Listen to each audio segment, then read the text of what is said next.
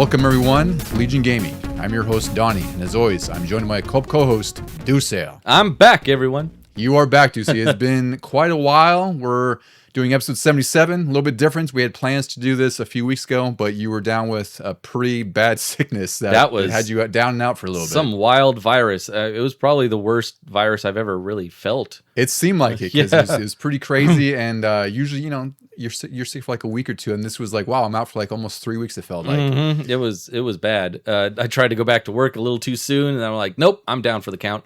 Yeah.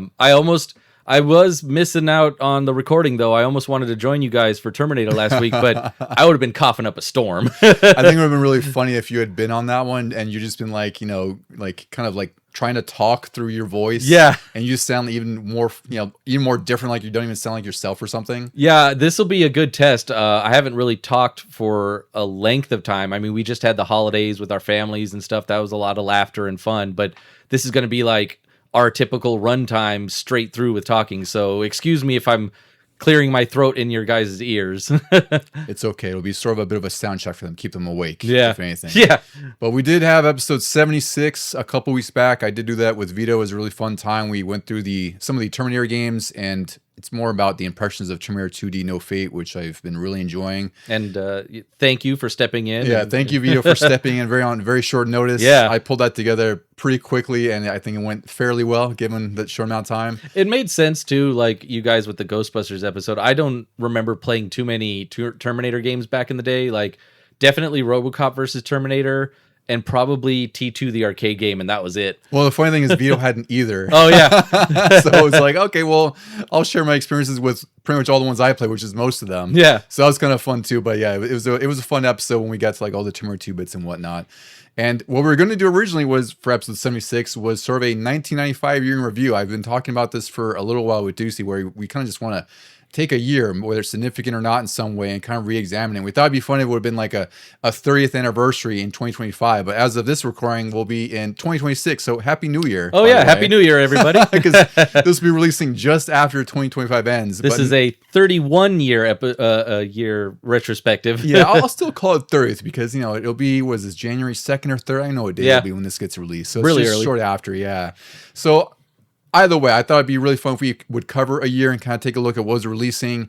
And this year in particular, in 1995, it was pretty significant because this is sort of the transition from 16-bit gaming to 32-bit, and more importantly, it's sort of the bigger transition into 3D gaming. This is really the first landmark year when gaming really became a huge deal as far as like trying to do more 3D stuff, and it was still very new and fresh, and a lot of things worked. I feel like in the next few years, if we do specific year looks for episodes, it'll be a lot about the games, but this one, like you said in particular, was a transition, and a lot of stuff happens. Like E3 shows up, and a lot of these systems come, and some of them go really quickly, but they were just trying to throw everything at the wall and fight each other. Yeah, and we'll get more into it too, but it's even like the Super Nintendo and Genesis were firing at all cylinders at this point. Even though we're going to like the next generation of consoles, this is where they had really established themselves, and their library was getting really, really strong right before they were starting to sort of dwindle, like in 97, 98, when, the 16-bit era was finally kind of on its way out. And interestingly enough, 95 is also sort of that final year for the NES at this point, where I think the last release was at 94 with Warriors Woods, or was it 95? 94 with a handful. I think it was Mega Man 6, Wario Woods, the Crash Test Dummies. That's right. I didn't realize that game was so late. Turtles Tournament Fighters, but 95 still had some NES releases around the world, just not here in North America. Yeah, right. So 95 is just a really interesting year. So I think it was perfectly appropriate that we kind of talk through it for its 30th anniversary, 30th plus, I guess we could say. Whatever you want to split. I don't know why, but this year sticks in my mind a lot too. We were both in 5th grade, or just starting it. It was the first half, and I don't know why, but when somebody says the numbers 95, I just have so many flashbacks to the games, the Christmas time, the school, everything. Well, for me, I think this is when, we're 10 years old. I think, at least for me, it's at a point where I'm getting older, but I'm also sort of understanding my taste for gaming more, right? I'm also getting more into the hobby, because before this, we were really young and we'd rent what we could, and we just kind of like, it was really like we'd look at the front of the box and be like, okay, well, I'll try this out, right? Yeah. But I feel like when I was 10, I was a little bit more cognizant because I was a little bit, older and better. I was able to understand these things better, where I could kind of pick and pull news pieces apart, or like read more magazines and whatnot, because I had more access to them in some way. Oh yeah, my Nintendo Power subscription was going strong, but I might have been actually like reading the articles more so at this point than I was in the past, where I was just looking up maps and cheat codes. Yeah, exactly, right? So I think this episode is going to be a fun time because it's our first sort of examination of a year. And like I said, it's going to be a really big and fantastic year. And just before I get to what we've been playing, Deuce, I should shout out our socials if you want to reach out to us. You can get us by email at legiongamingpod@gmail.com. And we're also more prominently on Instagram at Legion Gaming Podcast, where you can just find us posting about game stuff, our collections, videos, all kinds of random stuff. We like to talk about games. So if you have anything to say, feel free to reach out to us. Deuce and I will always be shooting the shit about games. That's our bread and butter, so to speak. But Deucey, what have you been playing for this month that I really haven't seen you? Not too much while I was sick. Last time I was really sick, I said, I got into Stardew, and then that became my game of the year. But this wiped me out, so I was just watching TV. And then finally, when I was coming out of it, I played a lot of Terminator 2D No Fate, like you had on the last episode. My thoughts probably mirror your guys'. It was an amazing time. I still haven't beaten it. I got to the last level, did the whole game over thing, but it didn't annoy me. Like, I was like, wow, this is classic. This is like back in the day. I think what helps is that the gameplay itself isn't too complicated, and you can just like shoot right through it again really quick. And I think that's really the key difference, is that it's, in some instances, there's some bosses that have those bullet hell kind of attacks, I'll call them. Yeah. They're not too intense, but also you can very easily learn the patterns for the bosses. So like when I died the first time at the final boss, it's like, yeah, it sucked, but at the same time it's like, okay, well, I understood what I can do now because I got hit with that. And there was only 3 to 4 attacks. So I think that's what's also great about this game, is that you can repeatedly go through it, and it's learnable. Like, you're not sort of at the mercy of having like a billion bullets come at you at once. Keep things right. It's a little bit more, or trying to remember, like, what's the other 2D game that recently Neon Inferno. Yeah, I know you had a hard time with that one. That one just has a lot of different moves. Well, because you're shooting the foreground, you're shooting the background, or you're shooting the foreground, the background, you're shooting all around you. I love it for that. You're parrying and stuff. You're parrying. But that one is definitely a different level. I think that one's like more like Metal Slug with multiple dimensions, where this Terminator 2D No Fate is kind of like, it, like I say, really felt like it was more influenced by the Sega CD game. Like, you'll have to watch the video or something on it, but it just takes like all the elements of some of the earlier games and made them good. Yeah, right. That's the big difference. I mean, I was very impressed with you playing as multiple characters, but like Vito, I was like, why am I not the Terminator in a game called Terminator? Yeah, that part was really surprising. I wish you had more levels, because I did go through the alternate paths, and there's really just, I think there's a total of 2 levels you play as a Terminator, maybe 3. And the rest is either, Sarah Connor, future Sarah Connor, or John Connor, or future John Connor. Yeah. So that part is a little bit disappointing, because, like you said, you just want to play as a Terminator and just destroy things. Yeah, you're a machine. What more could you want? I liked in the one bar brawl, you don't really lose life; you lose time when you get hit in that one. I thought that was really smart. That made sense too. Yeah. I really like that one a lot, because that was one thing that we talked about, like in Terminator 2 for the old games. It's like, why is the Terminator so fragile? Yeah. He shouldn't have a life bar at all. Yeah, it's like a Superman game. He should never have a life bar. This is a machine that destroys humanity, and all of a sudden some bikers are giving him trouble? Like, what? Like, I don't understand. Why didn't they have a bunch of bikers in the future then? It's like, oh, look, these random bikers just saved Skynet's future. Yeah, we don't need John Connor. Skynet should be hiring them. Yeah, it's really funny. So I'm glad that 2D No Fate ended up being as good as I had hoped, because obviously we were very, very hyped before it released with all the trailers and all the press stuff about it. And I'm glad that it was worthwhile, because that was really one of my favorite games of the whole year. Yeah. I don't think I would have put it on my top 10 for the year, but it would have been an honorable mention for a Game of the Year episode, right? Like, oh yeah, for sure. It's that damn good. Maybe like number 10 or 9. I don't know. Let's see what else. Oh, instead of getting Metroid Prime 4, but I am excited to finally play that. I really want to hear what your impressions are when you get that. Yeah, I loved it, but there's some things I hated about it. So I'm curious what you'll think, because you're always like you're sort of like you'll hear what I say, and you're like, okay, well, there's some things you're right, but I actually like this more, or something, Yeah, it's odd that we've been sort of opposed to our opinions of Metroid as of late. Like, you love Dread, and I'm like, nah, pass.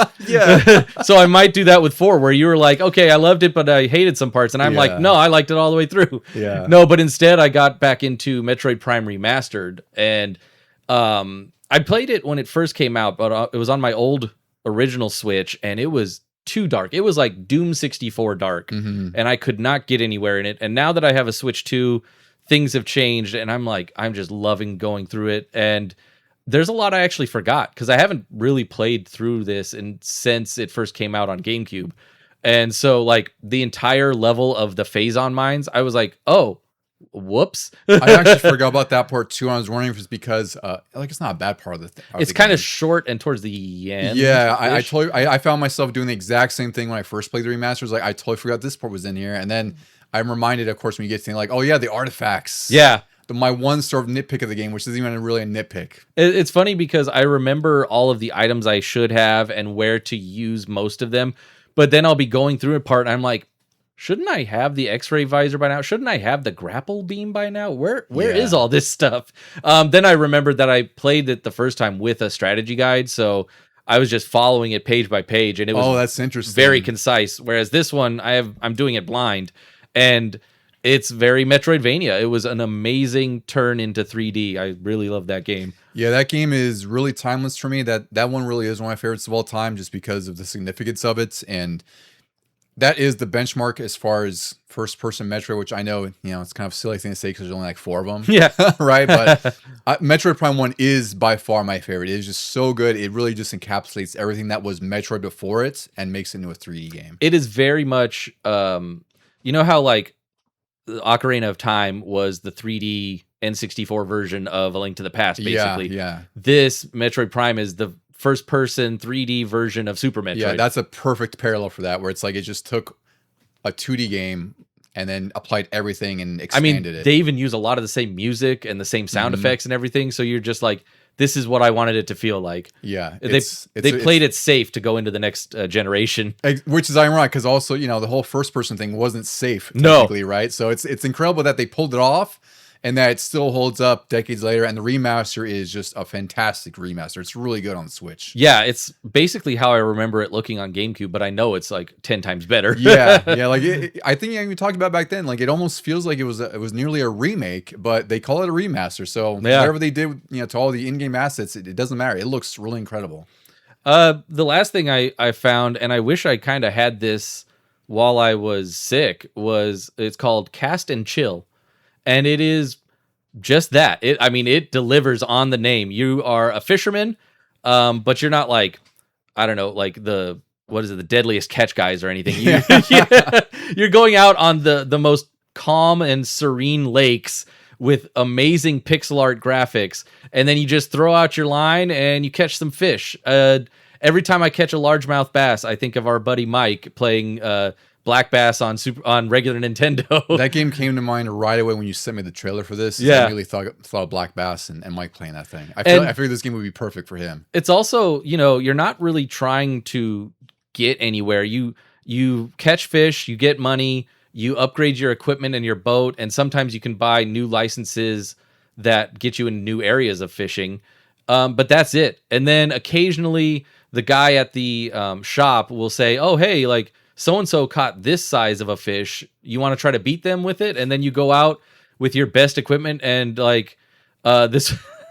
The first one I did was a walleye fish, and this little girl had caught a 19-pound one, and I just obliterated her record with like a 30-pound something. Now it's mounted when you go into the shop. It's mounted up there on the wall. But yeah, I'm really enjoying that game. You just pick it up while something's on TV or whatever, and you don't have to really pay attention. You just throw out the line. The controller itself will vibrate when you get a nibble, and then you start reeling. That's great. Yeah. That game's really inexpensive too, because I was curious about it after you'd sent it. It's only like $11 right now. I think it's normally like 14 or 15. So seems like a nice buy-in price for something you just kind of hang out with, and like you said, just chill out with some fishing. It's one reviewer called it right on the impulse buy level of price. Yeah, I find myself in that sense too, where if something's like 15-ish, maybe a little less or whatever, I'm more inclined to be like, well, I'll try it because it looks pretty good. Like I always go back to Guns of Fury, right? That was like $14, $15, and that was one of my favorite games when it came out this last year. So that's a good buy-in price, especially when you get a good amount of value out of there. Yeah. For what I've been playing, I've been really kind of agnostic after I've been, I beat like some of those bigger games like Ghost of Yotei. Now you need a palate cleanser. Yeah, I've been struggling to stick to one. So I did start Borderlands 4. I've been enjoying that a little bit so far. It's a little bit slow to start because you always get like the crappy weapons in the beginning, so you're trying to sort out like what I want to use. It's definitely more intense this time around. Like there's a lot more enemies around. There's a lot more action, which is it's fine because it plays like Borderlands, so it feels great. I couldn't tell you what the story is. I really don't care because the Borderlands story's never been hot on story for me. I feel like it's the same every time. There's a vault and you got to go find it. That's exactly what it is. Like there's someone trying to get a vault key in here, and I have to get it before them. I don't know. It's whatever. It's really just the meat of the game is just the guns, and leveling up and everything. So I've been kind of dabbling in that. I did finish Mafia: The Old Country, which I talked a little bit about in the Terminator episode.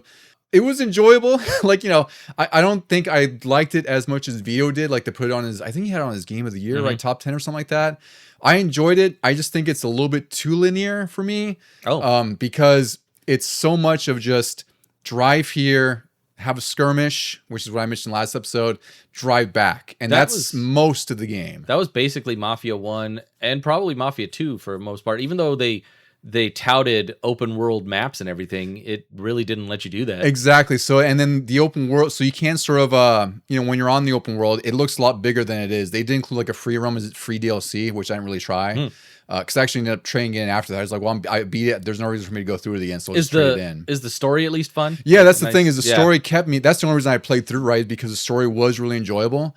But it's for me, it's a perfect like 6.75 or 7 out of 10 game where it does nothing bad. It does nothing great. Like the gunplay is totally fine. It's actually, if you think about it, kind of a return to form compared to Mafia 3. It is. Yeah. So it's it's a great game to play through once. Like I think it's perfect for you because it's on Game Pass, so you just you could do it in a weekend, right?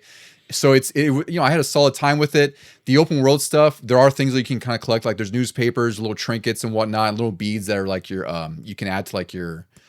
You have like a rosary, and those have like different abilities, right? Like you get increased. Or it's easier to aim or something like that, like just those little perks. That's hilarious to think of it that way. I love that part. Yeah. Like this definitely nails Sicily. I think that's, like Vito said, it's really great in that regard. For me, it's just the story is front and center, and that's all it should be. But then like all the gameplay bits in the middle, they're just fine. Like they're literally like the literal vehicle to get you to the next part of the story, right? So that was enjoyable.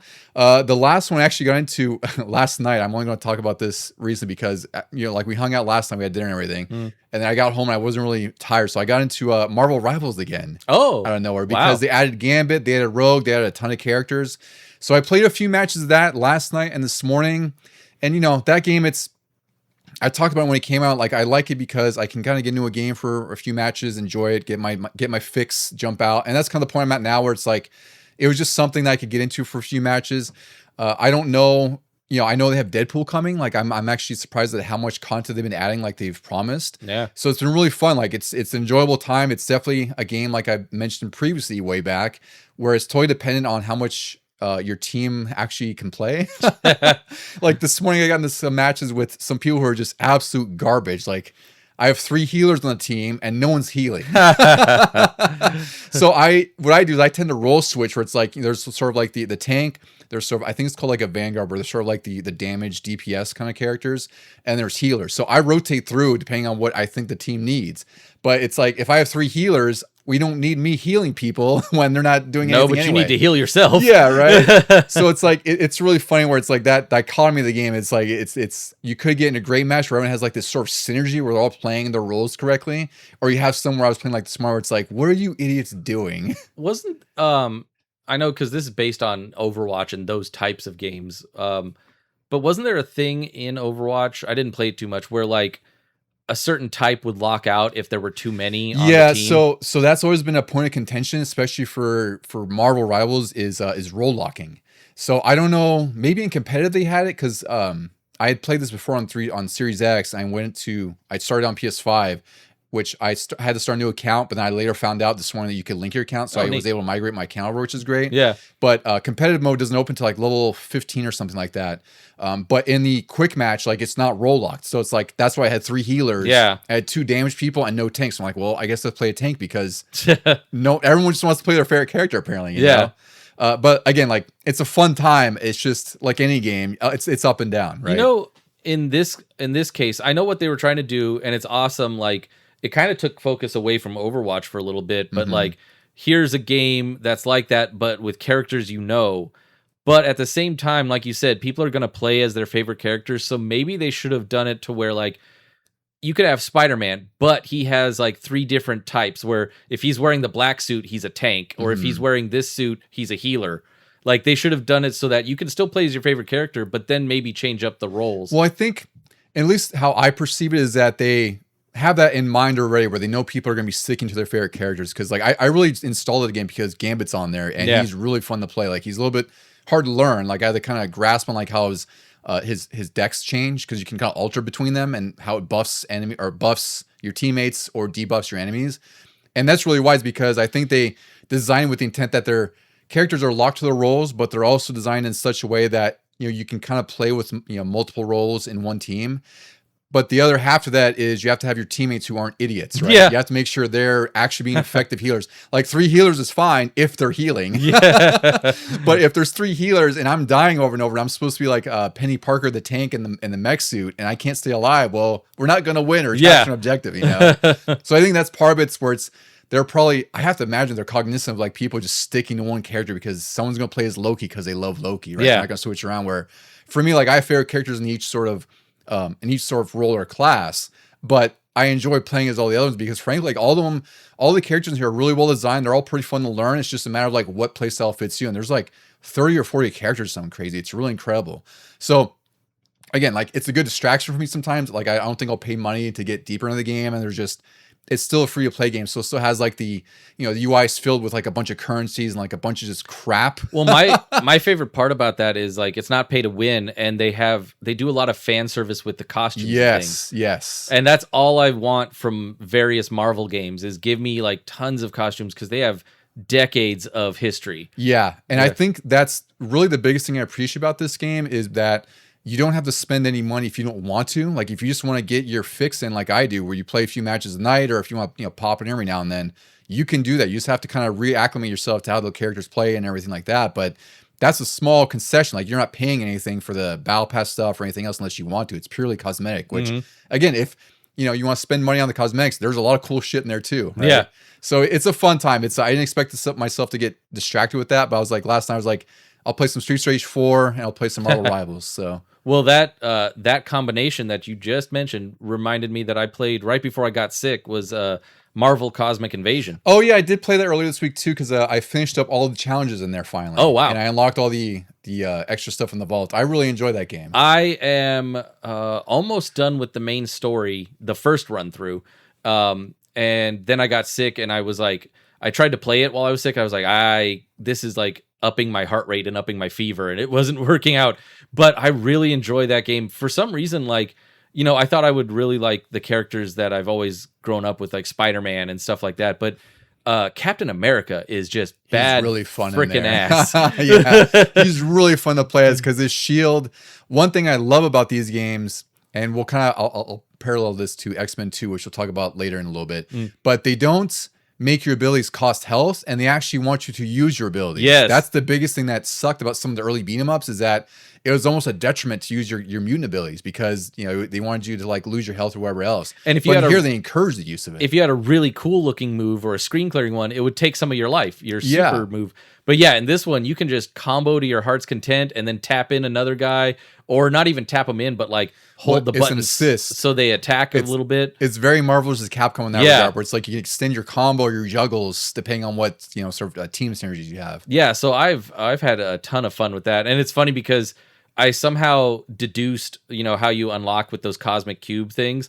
I deduced where all of the outfit changes are. Yeah, you showed me that, which I thought was funny. And I was just like, I know this one's going to be this one. I know this one's going to be this one. So I've gotten all of those first. It's really good. I hope this is another game that they add the survival mode in. Oh yeah, it's perfect for that. It is like I love it every time. Now with Absalom, with the roguelite stuff, like it makes so much sense. Every beat 'em up should have some sort of survival mode, like endless, infinite mode. 2D No Fate also has it. I haven't tried it yet.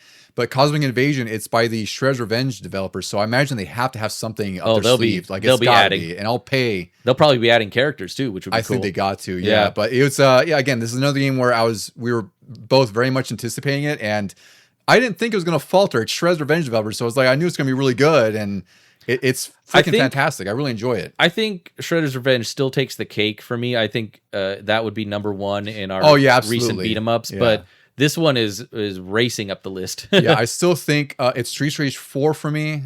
I won't consider Absum up there because to me it's like a roguelike beat 'em up. Yeah, I mean more like traditional beat 'em ups. But one thing I really like about Street Rage 4, and I've always liked, is like I saw someone make a comparison for it too. They said like it's more of a technical beat 'em up, right? Where for me I like that, where it's like you kind of take advantage of your invincibility frames, like with certain attacks, you can juggle and everything like that. And then Shredder's Revenge is sort of like the benchmark for arcade beat 'em ups in that sense, right? It's like Tekken versus Soul Calibur. That's a fair comparison. Yeah. Right there. It's really just like, what flavor of ice cream do you want today? Yep. You know? Yeah.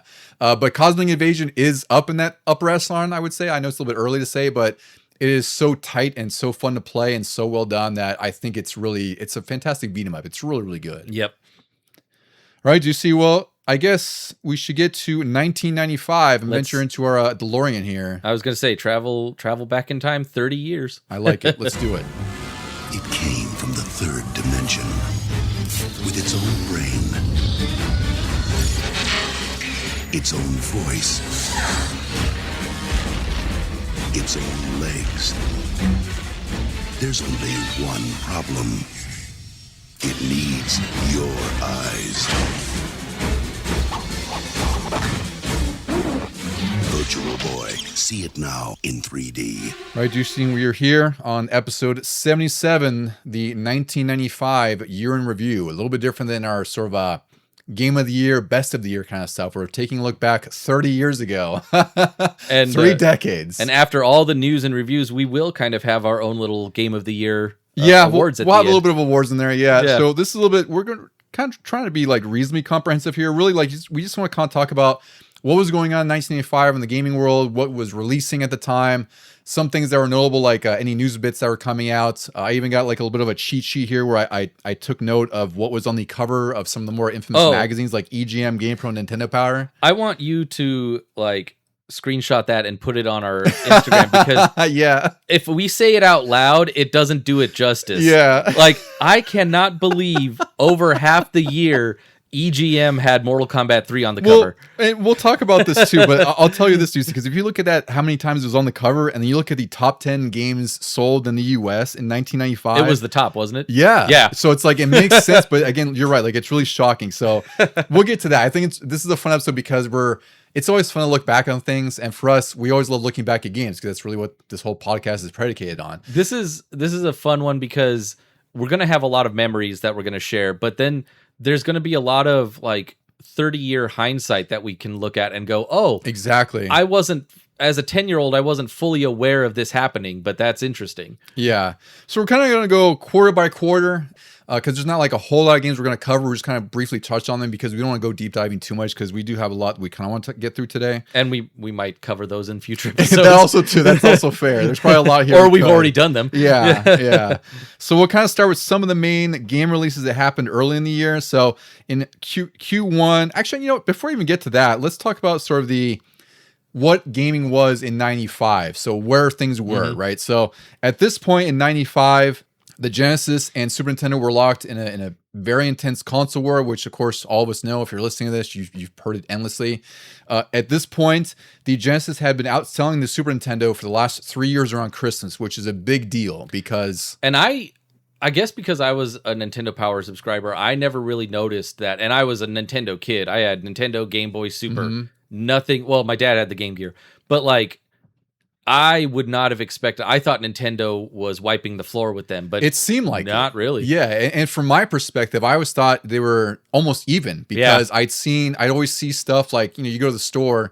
There's just as many Genesis games as there are Super Nintendo, and there's just as many covers that have Genesis games for Super Nintendo. A lot of games were coming out for both, and sometimes they were different, sometimes they were exactly the same, and so I always preferred Super Nintendo versions of things. Yeah.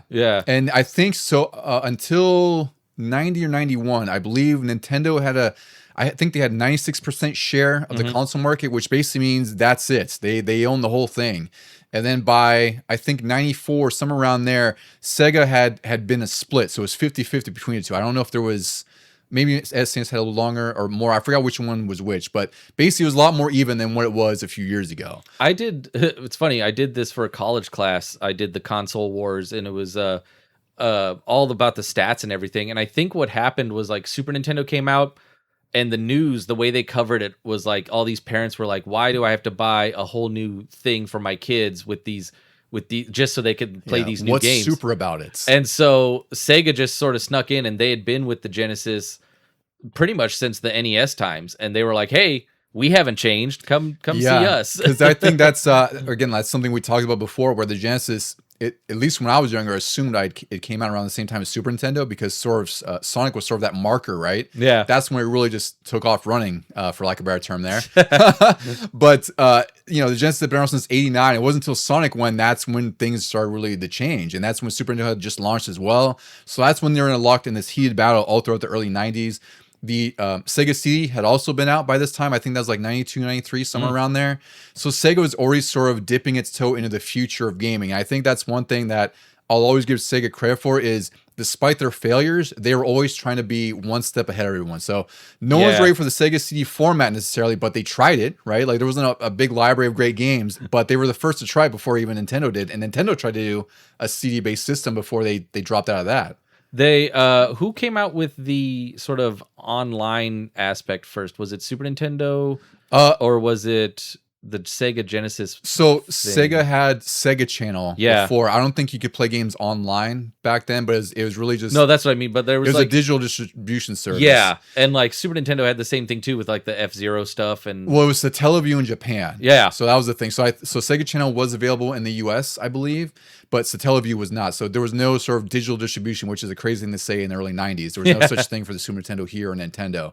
So Sega had tried that. That was another thing where Sega was sort of ahead of their time with it. Yeah. And exactly. Like they were, again, like really forward thinking. Whether or not it was successful or not, they had ideas on how to push gaming further. It really could have been, but they shot themselves in the foot. And like, I mean, we could do a whole episode on Sega alone because there was a civil war going on at Sega. Yeah, while they were destroying Nintendo, there was inner turmoil that would cost them everything. Yeah. So then, Sega CD was out. 32X just came out at the end of 94. And I'm going to mention that because we're going to have the Saturn launched in 95 and that whole mess as well. Mm-hmm. But again, like at this point in early 95 or when 95 starts, Sega and Nintendo were locked in a heated battle as far as like just console supremacy at that point. Both are releasing tons of great games. Like Sonic 3 was out. It was one of the biggest games ever. Sonic and Knuckles. Donkey Kong Country had come out. And then 2. And Donkey Kong Country 2 in 95. Yeah. So really just to set the table, like this 95 is a big year for the 16-bit systems, but it's also really interesting because this is when the 32-bit systems first launched, like the CD-based ones, and more particular about the Saturn and PS1. Also, we'll talk a little bit about the Virtual Boy, which was Nintendo's first massive failure, right? Womp womp. Yeah, so that's why 95, it's a really significant year because there's so much happening in the gaming world. There's a lot of great stuff. There's some bad stuff, just like every other year. But this is really big because like 2006, 2005, this is kind of like the transitional year, like, when we're going from PS2 to PS3 and 360, and that had a rocky start as well, right? Like if you look at that, the whole HD era was such a mess to get into. Like I always think back to 2006 when Dead Rising came out, and if you had a CRT TV, oh my god, that font was impossible to read. Same with Banjo and Kazooie Nuts and Bolts. Yeah, so Jesus. Yeah, so I think that's really what we'll talk about here too, is that their 32-bit launches, while they were significant because it was the first step in 3D gaming, it was it was a lot of hits and misses. Like some things worked, some things didn't. Developers are still trying to understand 3D gaming in a console sort of level. It's funny that like the best transition that I can remember is from PS1 to PS2.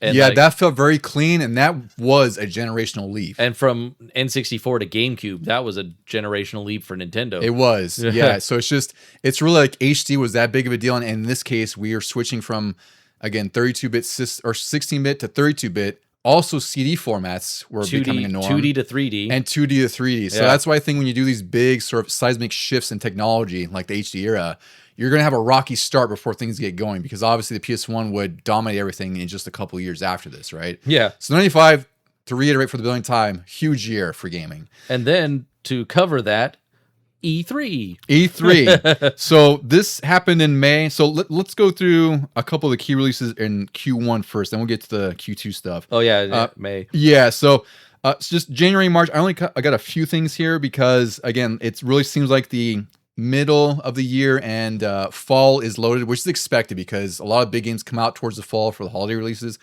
So I only captured a few big ones for early 95. There's Star Wars Dark Forces on DOS. That was the first time it was released, if you can believe that, 30 years ago. Is that the one that was recently redone? Yes. Oh, nice. The first-person shooter, I think it was a build engine, right? Yeah. Yeah.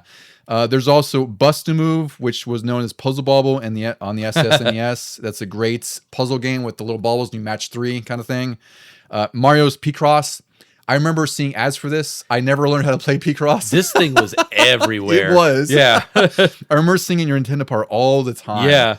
And the last mention I have here is X-Men Game Master's Legacy, which was the second in the Game Gear, second in the Game Gear line of X-Men games, which we covered way back in our Marvel and X-Men episodes. Was that the one I played on your emulation? I don't remember if you played that or the third one. I can't remember if you played Mojo World or the second. It was whatever it was. I got lost in the first level. Yeah. And well, we have some awards at the end, and it's interesting because I only chose a few different things different from yours because of how much I played them at the time. Yeah, same here. And that was one of them, right? So it's I put that down because it's significant to me in some way. Q2, some of the games we have here. Kirby's Dream Land 2 on the Game Boy, that released. The Adventures of Batman and Robin all came out for the Genesis and Game Gear around May and June. Mortal Kombat 3 was just coming to the arcades in April, and there's going to be home ports in October that we'll talk about because MK3 is a huge deal for 1995, despite everything else going on. And now we'll get to E3 because E3, when at this time, I was too young to really understand what it was, so I didn't even know what was going on. Same here. Right? When I got older, E3, the Electronic Entertainment Expo, was like the source for game news and game launches and everything to get hyped about in the US at least. Because I think Japan had like Tokyo Game Show and a lot of other things going on. But E3 was, when I was a teenager, that was the thing I was looking forward to every time. I remember my buddy Brandon tried to get us to go to E3. Like he even set up like a game developer name for us to try to get like credentials. We were called Smoking Gun Games. Nice. But we were like 17, 16. We couldn't, there's no way we could make our way to LA. Yeah. But E3 was first in May 1995. This was the first time that they had like these huge exhibitions for all these developers and companies. Of course, in this one, Sega, Nintendo, and Sony were the 3 big ones. And at this point, Sega, they were really focusing on the next generation of consoles. In this case, it was the Sega Saturn. This was announced at E3 for the US, like it was expected to come out in September 95. But Tom Kalinske, the president of Sega of America, dropped a pretty big bombshell at E3. He said, by the way, the Sega Saturn is going to be in stores right now. And he also announced a $399 launch price, which, it's easy to be critical about console prices now, which are going more and more up because we have a bunch of tariffs and other nonsense going on. And also there's a RAM shortage that's happening right now that because of all this AI garbage that's going on. So consoles are getting more and more expensive. But $400 in 1995, a lot of money. Yeah. So what this also had done is that when he announced that it was released, he had mentioned that 30,000 Saturns had already been shipped to retailers like Toys R Us, Electronics Boutique, and Software, etc. But what happened is that they left some big retailers like Best Buy and Walmart out in the dark. They're like, hey, this blew my mind when I read your notes. Right. It's kind of shocking that they did this because really the anticipation here was that they wanted to get ahead of Sony's release with the PlayStation. And I think this ultimately killed the Saturn before it even started. Oh, for sure. Because what had happened is they had sort of a smaller launch lineup. They had what they had games like Daytona USA was out. They had Panzer Dragoon, Virtua Fighter. That was really like the big key game. Some of the big key games on there. Clockwork Knight, which I remember playing all the time at the Blockbuster kiosk. It was Mario 64. Then I'd shift over to the Saturn to play Clockwork Knight because it wasn't like a fantastic or amazing 2D platformer, but I loved it enough to to play it while I was waiting there. So that had released, and all the other retailers like KB Toys, Best Buy, and Walmart were obviously very pissed off. They're like, hey, like you blindsided us. So what they did in return, they're like, we're just not going to carry your Saturn or your games. So you lose some of the biggest retailers before you even started. So it really sucks that the Saturn got off on the wrong foot right at the get-go. I feel like I wasn't totally aware of this because back then we didn't have Best Buys or Walmarts really in the We area. didn't. We had a Kmart's, and that was really the big sort of department store we had. And we had like a Circuit City. And a Sears. Yeah. Yeah. And that was the most we had for electronics. Like, I don't remember seeing a Best Buy for like until like the early 2000s, Yeah. I think, when we got a Target as well. And we had a KB Toys, but I never went there for games or anything. I really. went there all the time because it was closer to me, right? So you lived a little bit further than that. But I used to go there for Christmas shopping all the time, and like my brother would get tons of toys on the cheap. So and there's also one like in at the mall nearest that's near you. But again, like you'd have to drive out for that. It was easier to go Toys R Us. I was gonna say, for some reason, we always seem to go to Toys R Us for games specifically. Yeah, exactly, right? So you had options, and Toys R Us was one that did have the Saturn. So Nintendo was also here, and they were pushing the Virtual Boy, which would come out, which we'll also talk about as we get towards August. They're also talking about the Ultra 64, as it was called at the time. I remember seeing that in every magazine, the Nintendo Ultra 64. It was supposed to be the next generation gaming, which, you know, at this point, the shock had come over people where they said, you know, they're sticking to cartridges, which isn't the best idea when those are far more expensive. They have less capacity, and Nintendo really just did it because they felt like that, you know, well, it's a format we're used to. We're not quite sold on CDs yet. Yeah. We'll just stick to cartridges. And then the big one was Sony's showcase. They announced the PlayStation. It was coming out in September with Twisted Metal. They showed games like Twisted Metal, Warhawk, Ridge Racer, Ballerina to Shinden. And their thing, you have to understand with the PlayStation, I forgot what episode you and I talked about this, but they were in partnership with Nintendo to release a CD-based add-on for the Super Nintendo. That fell through when Nintendo went with Philips and said, "Oh, you got a Philips CDI? Yeah. We'll work with you. Here's a Mario game, Hotel Mario." History of dumbest decisions. One of the ever. worst things ever. And I feel like that is like the sort of butterfly effect, or what's another metaphor for that, where it's like if that had gone differently, like the whole gaming landscape would have been different, right? Yeah. Like if Sony had actually made the PlayStation from Nintendo, we'd be having probably a totally different conversation that I can't even fathom to understand what it might be like at this point. So at this point, Sony's like, all right, Nintendo, well, we're going to make you eat your words. And they but they showcased a PlayStation. And then in a literal mic drop moment at E3, I don't know if I got his name, but basically like one of the executives went up to the podium and he just said the word $299 and dropped the mic and left to like all this applause and cheers.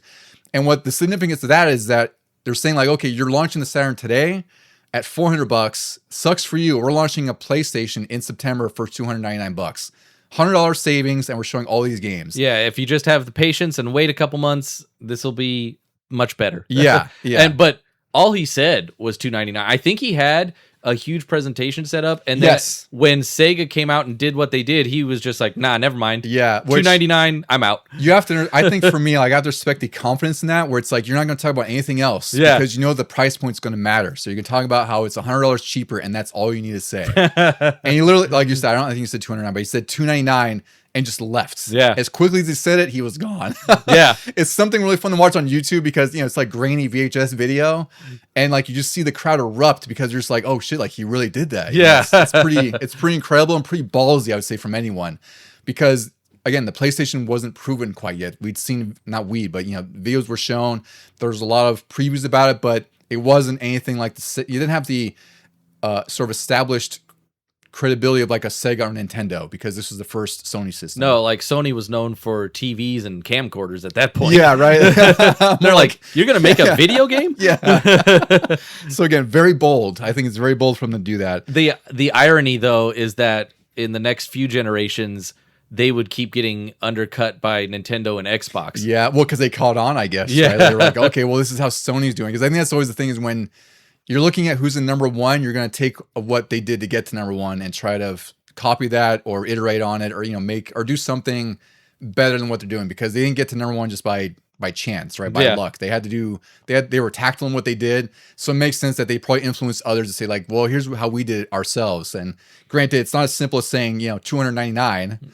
Yeah. But they did have other practices that got them to the top of the crop, more or less. It's weird that, like, in these days, somebody will come out and announce $750, and then people lose their minds if they're like $550. Yeah. Yeah. So that was really sort of E3 in a nutshell. Some other notable developers intended this was Capcom. They had just shown Resident Evil, which again, like I knew nothing of Resident Evil at this time. No. Yeah, it was definitely not. totally in my blind spot. Street Fighter, the movie, the game had been shown, so that appealed to me at some point. I never, all this time, until your story of how you got a PlayStation, I never realized that was a launch game. I Yeah. didn't know it was because again, like when I got my PS1, it was after launch, so I knew it was an early game. But yeah, it was a launch game. They showed Mega Man X3. Acclaim had Batman Forever, Judge Dredd, Justice League Task Force, which is a really fun fighting game. Turok. Squaresoft had been Squaresoft because they weren't Square then; they were still Squaresoft.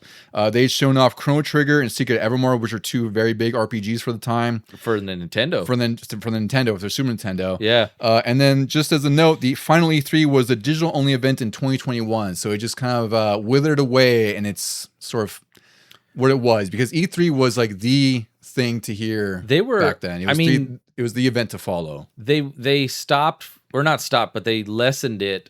And then they were trying to make a comeback until 2020 hit. The pandemic is really what killed everything else. Yeah, because they were trying to. And then a whole bunch of other people sprang up, and like Nintendo was like, "Well, we'll just do our own because we have the capacity to do this live streaming."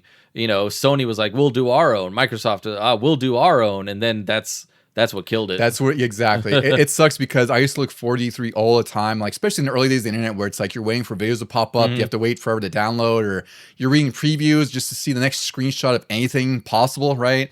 Like I remember just going to multiple sites trying to refresh and seeing what would pop up, what new thing, because it was pre-Twitter, pre-social media. It was really just whatever gaming outlet could get to their website to update it first. You were there to refresh and check it out kind of thing. So it was a really exciting time for me back then growing up because gaming news was a lot harder to come by than it is now. And I just always remember like trying to find every news bit I could, every gaming website, everything, you know? But back then with dial-up, we were just reading articles. Oh yeah, absolutely. Going to take forever to load a trailer. Yeah. It's like, I'll set this, go have lunch. Yeah. We'll go watch this for the next 2 minutes at some point. Yeah. Now we'll move into Q3, and it's some of the bigger releases. This is between like July and September of 95. Chrono Trigger, that came out around this time. That was a huge, monumental RPG, still is. There's rumors of a remake coming. It's oh wow. Yeah, it's rumored. It's been rumored. There are just like a lot of rumors that go around. I didn't play this when I was young. I remember seeing ads for it back then. RPGs really weren't my genre of choice back then because I didn't know many friends who really had them. Like we had one friend who was getting them all the time, but I wasn't hanging out with him enough to get an understanding for RPGs very well. Somebody, I can't remember if it was somebody on my street or somebody at school, but they had it and I borrowed it once, and for some reason, to me, it was even more confusing than a Final Fantasy. Yes. Yeah. Yeah, I'd agree with that. But then when I played it years later, I actually own it on DS, and I was like, man, this is an amazing game. It's really amazing. Yeah. I did finally finish it on the DS. I got one of the endings because I know there's a bunch. But yeah, that's the first time I did finish it on that DS port, which is really fantastic. I know it's expensive as hell now. Yeah, unfortunately. Luckily, I got it back then. Yeah, exactly. I think it goes for like $80 to $100 complete. I think somewhere around there, maybe more now. But it's an excellent port. There's also the PS1 port, which is problematic, but it's a way to play it. And also, I know it's like on, I know it's on Steam, which I think is a port of the mobile version that's on iOS and Android. Oh, so there's no official like Switch version yet or PS5 or anything, unfortunately. I don't know if that'll ever happen. Nonetheless, it's a significant RPG for good reason.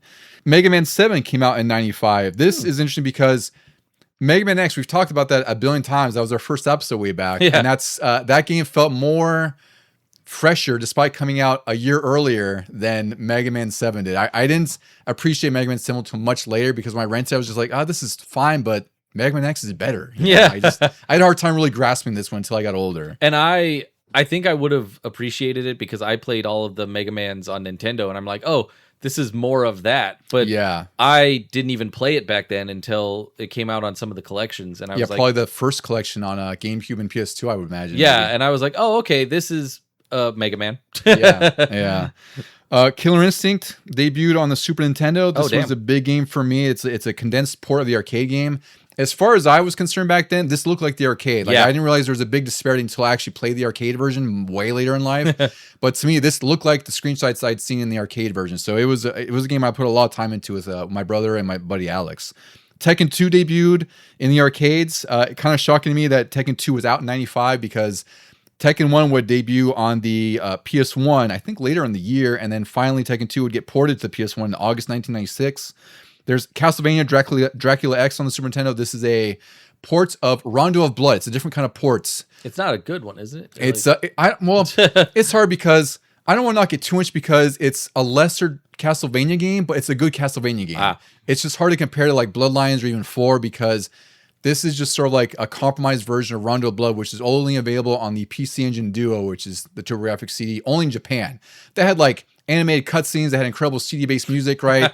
It's hard to take that game and condense it to a Super Nintendo version and make it drastically different. And like you said, Super Castlevania 4 had already come out, and that was amazing. Yeah, and that was 4 years earlier. Yeah. That was a 91 game. So I think Dracula X, I think it's a little bit overrated in some regards. I think it's a totally fine Castlevania game. I'd say the worst thing about it is that it is like, $800 to own right now. It's one of the rare Super Nintendo games. Doom came out on Super Nintendo. This was a big thing. I rented this back then. Again, as far as I'm concerned, it looked like the PC version I could never play. So it was fine. Yeah, I don't think I had played the PC version yet, and I had a buddy on my street that owned it, and I would borrow it from him, and I'm like, yeah, this is Doom. Yeah, it felt fine. The music was fine. It was slow, but, again, it's Doom. We didn't have a PC to run it. I literally didn't own a PC till like 96, I think it was. Yeah, yeah. I'd seen Doom, but I couldn't play Doom. Comix Zone on the Genesis, this was a huge game for me. It looks amazing. It's a fantastically unique idea for the time. Like you're literally traversing through comic panels across them. You're drawn in from the evil villain. Like he's drawing the world around you, so to speak. The worst thing about this game is the difficulty. You have one life, and it is brutally hard. Yep. But I would love a remake of this game at some point, or like someone to do like a fan mod where there's like checkpoints, or I don't know, something to make it a little bit more digestible. Save states will probably be sufficient. Actually. Yeah. I know it's on a bunch of collections, so maybe save states is a way to go in lieu of that. Yeah. Rayman, this launched on the PS1 and Jaguar. This is the first iteration of the Rayman series. It was a gorgeous 2D platformer. And Donkey Kong Land on the Game Boy, which is sort of a condensed version of Donkey Kong Country that is way better than you would ever expect on the Game Boy. It's actually like Land 2 and Land 3 are more ports of the Super Nintendo ones.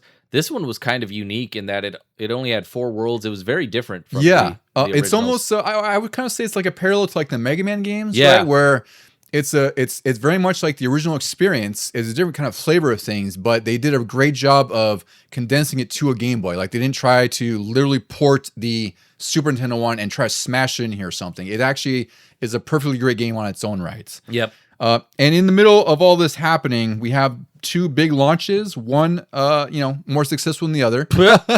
So we'll get to the first one here that wasn't so successful. This is the Virtual Boy, released August 14th, 1995. This was Nintendo's biggest failure by far. Next to this probably would be the Wii U, which is a weird thing to say, just in terms of sales. I think that still did better than the Virtual Boy. It did. Yeah. Wii U sold, I think, around 10 to 13 million units, I think, total, which is crazy to think.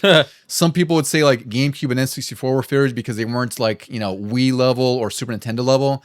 I'm not so sure about that because you can make a case for how great they are. People also compare those to their generations, and they weren't PlayStation or PlayStation 2 levels. Very fair too, yeah. But they were, GameCube was amazing. It graphically. was, yeah.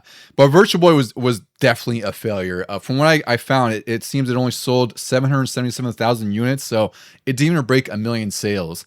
I remember a lot of hype being drummed up for this beforehand, even though I wasn't totally interested in it. It was just like the big thing Nintendo was focused on before the Nintendo 64. So it was codenamed VR32, which I do remember that. That was just something that sticks in your head. Like, you hear Project Dolphin. Yeah. You hear Katana, which I think was the Dreamcast codename. Like that was the thing back then, is codenames for these underdeveloped systems. In total, I guess they shipped around 350,000 in the US by December 95. So in 4 months, it sold just under, not even 500,000. I love I don't know how they came up with this projected sales, but they're like, by the end, 2.5 million. 2.5 by the end of 95. And my thing, it's like, I was a kid. I had no interest in this thing. It was bulky. It was just really obtuse, just in terms of like even the controller, just how you play it. Like they said it was portable, but there's nothing portable about the Virtual Boy. They don't even have, I mean, it's like you said, clunky. There's no head strap to potentially make it portable where you could like sit in your car on a car trip and have it like strapped to your head. You needed that weird kickstand. The kickstand, because I also think that the actual headset would be too heavy with the strap. Yeah, you'd be like leaning forward. Yeah, everyone would have neck problems at this point, like on top of eye problems, right? So this, I think Nintendo, and so fortunate because this was like one of Gunpei Yokoi's last projects, because he was a big head with the Game Boy, Metroid. He was a major influence on Nintendo in the 80s and early 90s. So he unfortunately passed away of I think during like a car accident or something. Like he was on the side of the road shortly after this launch. Shortly after this launch. So it sucks because sometimes people associate this with him, which is not really fair, because I think people get hung up on failures when it's like, you know, a lot of us, everyone fails. It's just a matter of like how you come out of it. And unfortunately for this, like he couldn't come out of it. Yeah. And one of these things with the Virtual Boy is like they tried, like they had this idea. I remember seeing or reading previews pretty recently about how they wanted to go for like a full color headset, but they quickly realized it would be insanely expensive. There's no way it could happen. So they went with this red and black screen, which they actually encourage you to take breaks in between games. I remember saying that, where if you play for some amount of times, hey, don't forget to take a break. Doesn't a thing pop up on the screen and like it's a full on just stops the game pop up? Yeah, because I got through that a few times, and you know, me being a stupid kid when I got this on clearance, just said whatever. Yeah, I'm enjoying Warrior Lands, right? I know my body. Yeah, so I think they put so many eggs in this basket, hoping it would be like the next Game Boy. That's really what they were hoping for. Is this would be the next thing to take off, because it was 3D. Virtual reality was a thing in the early 90s. Like I remember things like Lawnmower Man kind of like causing like a future with VR. And even now, 30 years later, like VR has its footprint, but it does not have the ubiquity that everyone thought it would. This was when Star Trek The Next Generation was at its height, and they had the holodeck where everybody thought we would have entire rooms of virtual reality. Yeah. So this didn't do well. It just didn't sell well. No one was interested. I think it launched at like $200 or $250. And in total, there's only 22 officially released games for this, 14 in the US, and the rest were in Japan.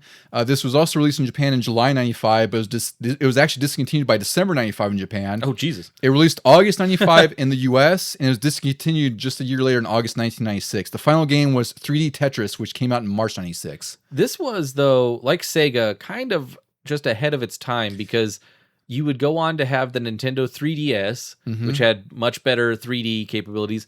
Also, the controller was unique, where it had like the two D-pads. It actually worked well. Yeah. For Teleboxer, it was great for that. It made perfect use of the controller. Didn't it have 4 shoulder buttons? No, it had 2 back buttons. Okay. It had A, B, and the 2 D-pads, which on Teleboxer kind of controlled your left and right fists. Which kind of leads now to the 2 control sticks that we have. Exactly, right? Yeah. So I think, in my eyes, I feel like that Nintendo had been seeing what Sega was doing, was sort of, you know, going to new technology, like with CD-based systems and whatever else. Nintendo's like, well, no one's really doing VR. Well, how about we try that? And unfortunately, and 3D. Yeah, and unfortunately, this was just as big of a miss as the 32X was, you know. And I wouldn't say the Saturn, because the Saturn still sold a little bit better, but this was by far, this might have been why Nintendo is so, you know, in the past I've talked about how they're sort of like, when they develop a new system, they're thinking like more laterally versus like forward thinking, right? Yeah. Like not a generational leap. It's just, we'll take existing technology and make something unique out of it.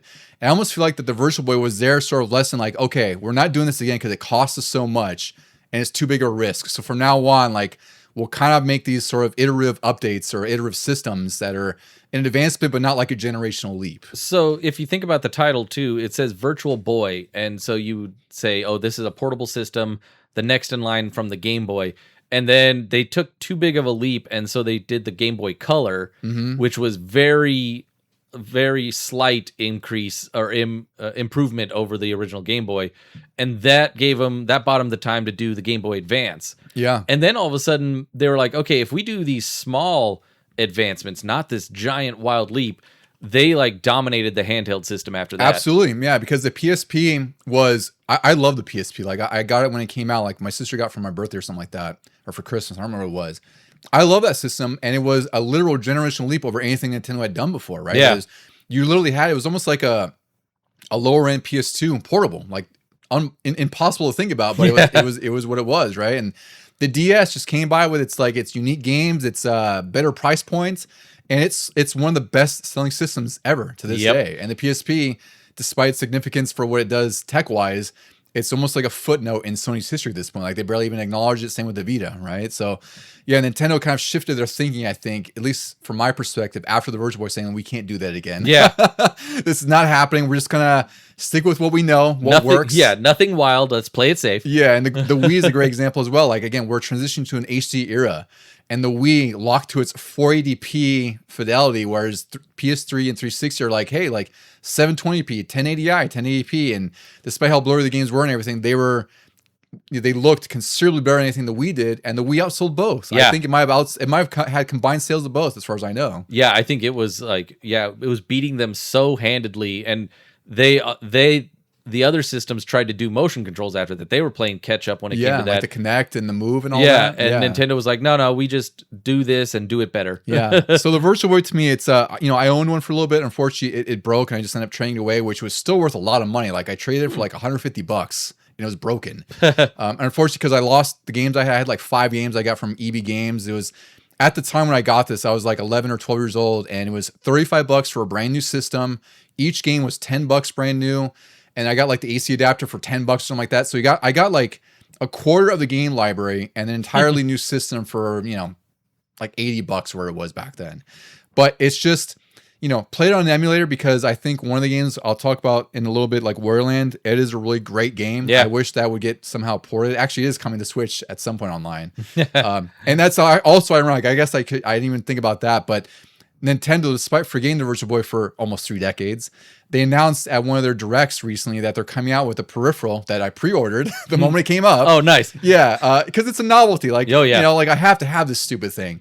But they're kind of recapturing that same experience where it's like you put this headset on your Switch, and they're coming out with some of the Virtual Boy games now. I forgot what the lineup was, but I was excited the moment they announced it. It's like, wow, that's kind of cool. It should basically be their entire library, because it really is. There's not much on there. Yeah, that's going to be done like that. yeah. So I know I'm not gonna play it a ton, because I know it's not gonna be good for your eyes or anything. But it still has the kickstand and everything. You still have to kind of like lean into it. I don't know how it works. That's what I'm curious. Is like, am I supposed to hold my face? Like, what am I supposed to do? Or like, maybe you hold the joy. I don't know. I'll be curious when I find out when it comes out in February. Does it come with a Virtual Boy controller? No, it's literally just the headsets. Oh, okay. And they have a cardboard version of it, which I was like, I'm not gonna Labo? buy that. Yeah, something like that. Yeah. So I was like, I'll pay for the actual thing, because I want it. Like, I think, I love some of the failures in gaming, like the 32X, the Saturn, whatever, because I just think that there's sort of like almost like a comfort thing for them. Like, I don't think they're failures for a reason, but I think there's always something cool about them. I think it's great when they kind of get acknowledged in some way, and that's what Nintendo's doing, which I would have never expected them to acknowledge a Virtual Boy ever again. I think enough time has passed. I think 30 years always seems to be like when retro things become good again. They're like, there's fondness for this in some regard. Yeah. It's funny to me, because I always think about how we're always having like a wish list for what Nintendo would do, like bring back the Virtual Console, like bring back like Donkey Kong 64 on the Switch app. We've been dying for that. And they do this thing that's totally outside of the box, where it's like they're bringing their Virtual Boy. This is where they're investing development time in, They're like, we hear your chants for DK64. Yeah, here's the Virtual Boy. I'm like, all right. I'm like the only one saying like, all right. Yeah. I'll wait for DK64. Yeah. The other big launch that we'll talk about, it's a totally different story, is the PlayStation launch. And this was September 9th, 1995. This would ultimately sell 102 million units worldwide, which is really, really crazy. Because again, I don't know how many people had a lot of confidence in Sony with their first, console, really. But it paid off, because they had a lot of great games. They had a great library. They had a lot of developers. They were very forward thinking, and it paid off. There was about 40.7 million that were sold in the US, 21 or so million in the Asian continents. So it was just a massively successful system. Successful system. It's surprising to hear in the following years that like Saturn was actually outperforming it in Asia. Yeah. So in Japan, the Saturn was a polar opposite story of here. I don't know exactly why.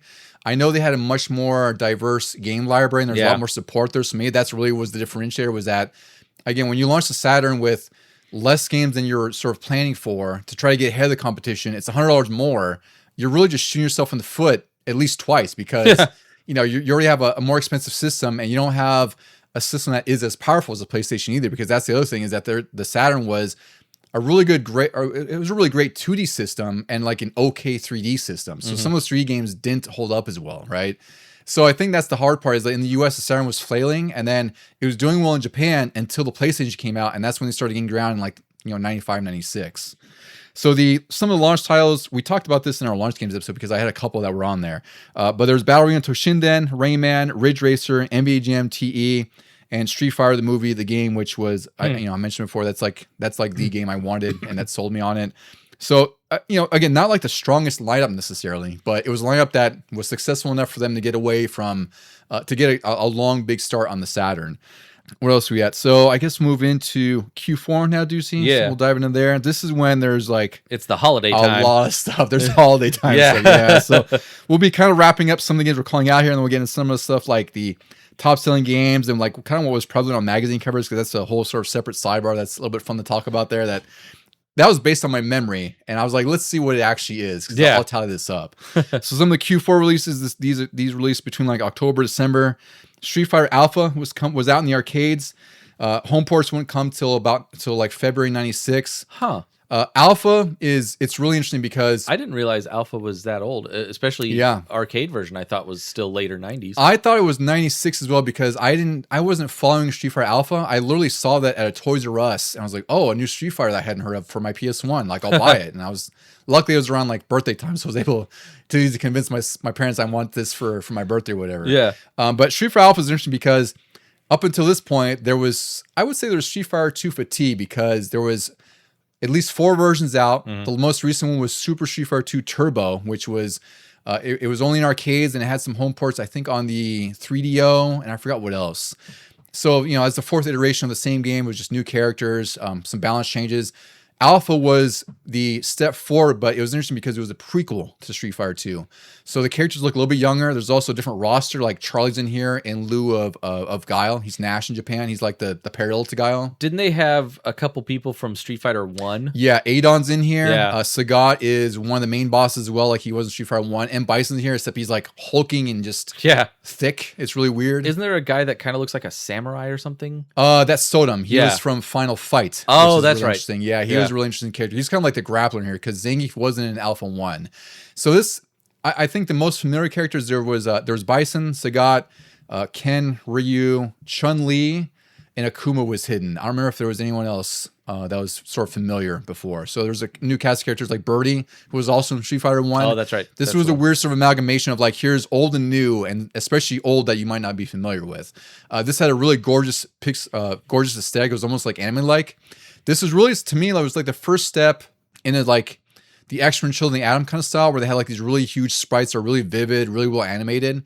And this was the first iteration of Street Fighter Alpha where I really loved this series, because it was definitely a different Street Fighter than we've been used to. And it was definitely a generational leap from Street Fighter 2. Yeah.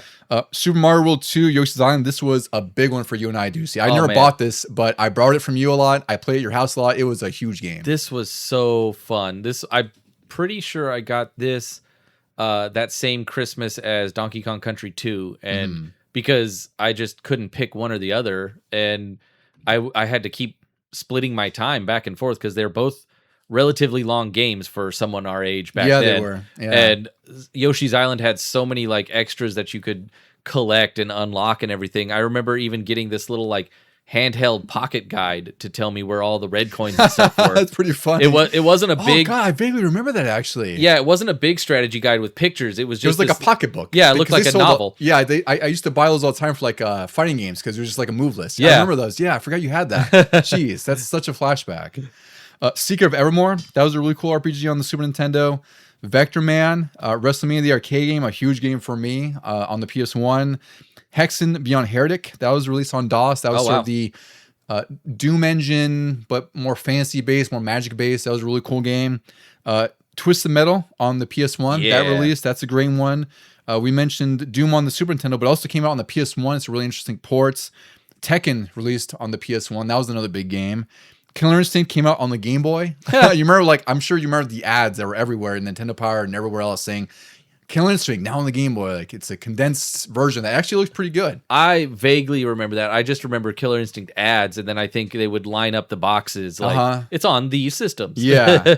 I noted Sonic Drift 2, which most people may not care about, but you and I do, because you owned it. And I was like, this is a really cool little kart racer. This is fun. I don't even know how I found it or where I got it, but I picked it up and I was like, yeah, this is perfect for the Game Gear. Really sweet game. I really enjoyed that. My brother and I used to love borrowing that from you. Virtua Fighter 2 came out. It's crazy to think how old Virtua Fighter is, because the first one came out, I want to say 94, maybe 93 in the arcades. And that was the first fully 3D fighter that was actually very competent. It was really, really good. That's the thing is, I don't know how many 3D fighters had come out before this, but this is usually regarded as like the number one or sort of the original. But this was like one of the most fluid 3D fighting games. It looked great because it kind of had like this flat shaded look, so it wasn't sort of detailed with textures necessarily. So the character models were relatively simple, but they still had a lot of definition because of how well the art style was, or how good the art style was. Donkey Kong Country 2, Day's Conquest, another huge game for us, too. See, we played the shit out of this one back then. Yeah. And then we also have Final Fight 3.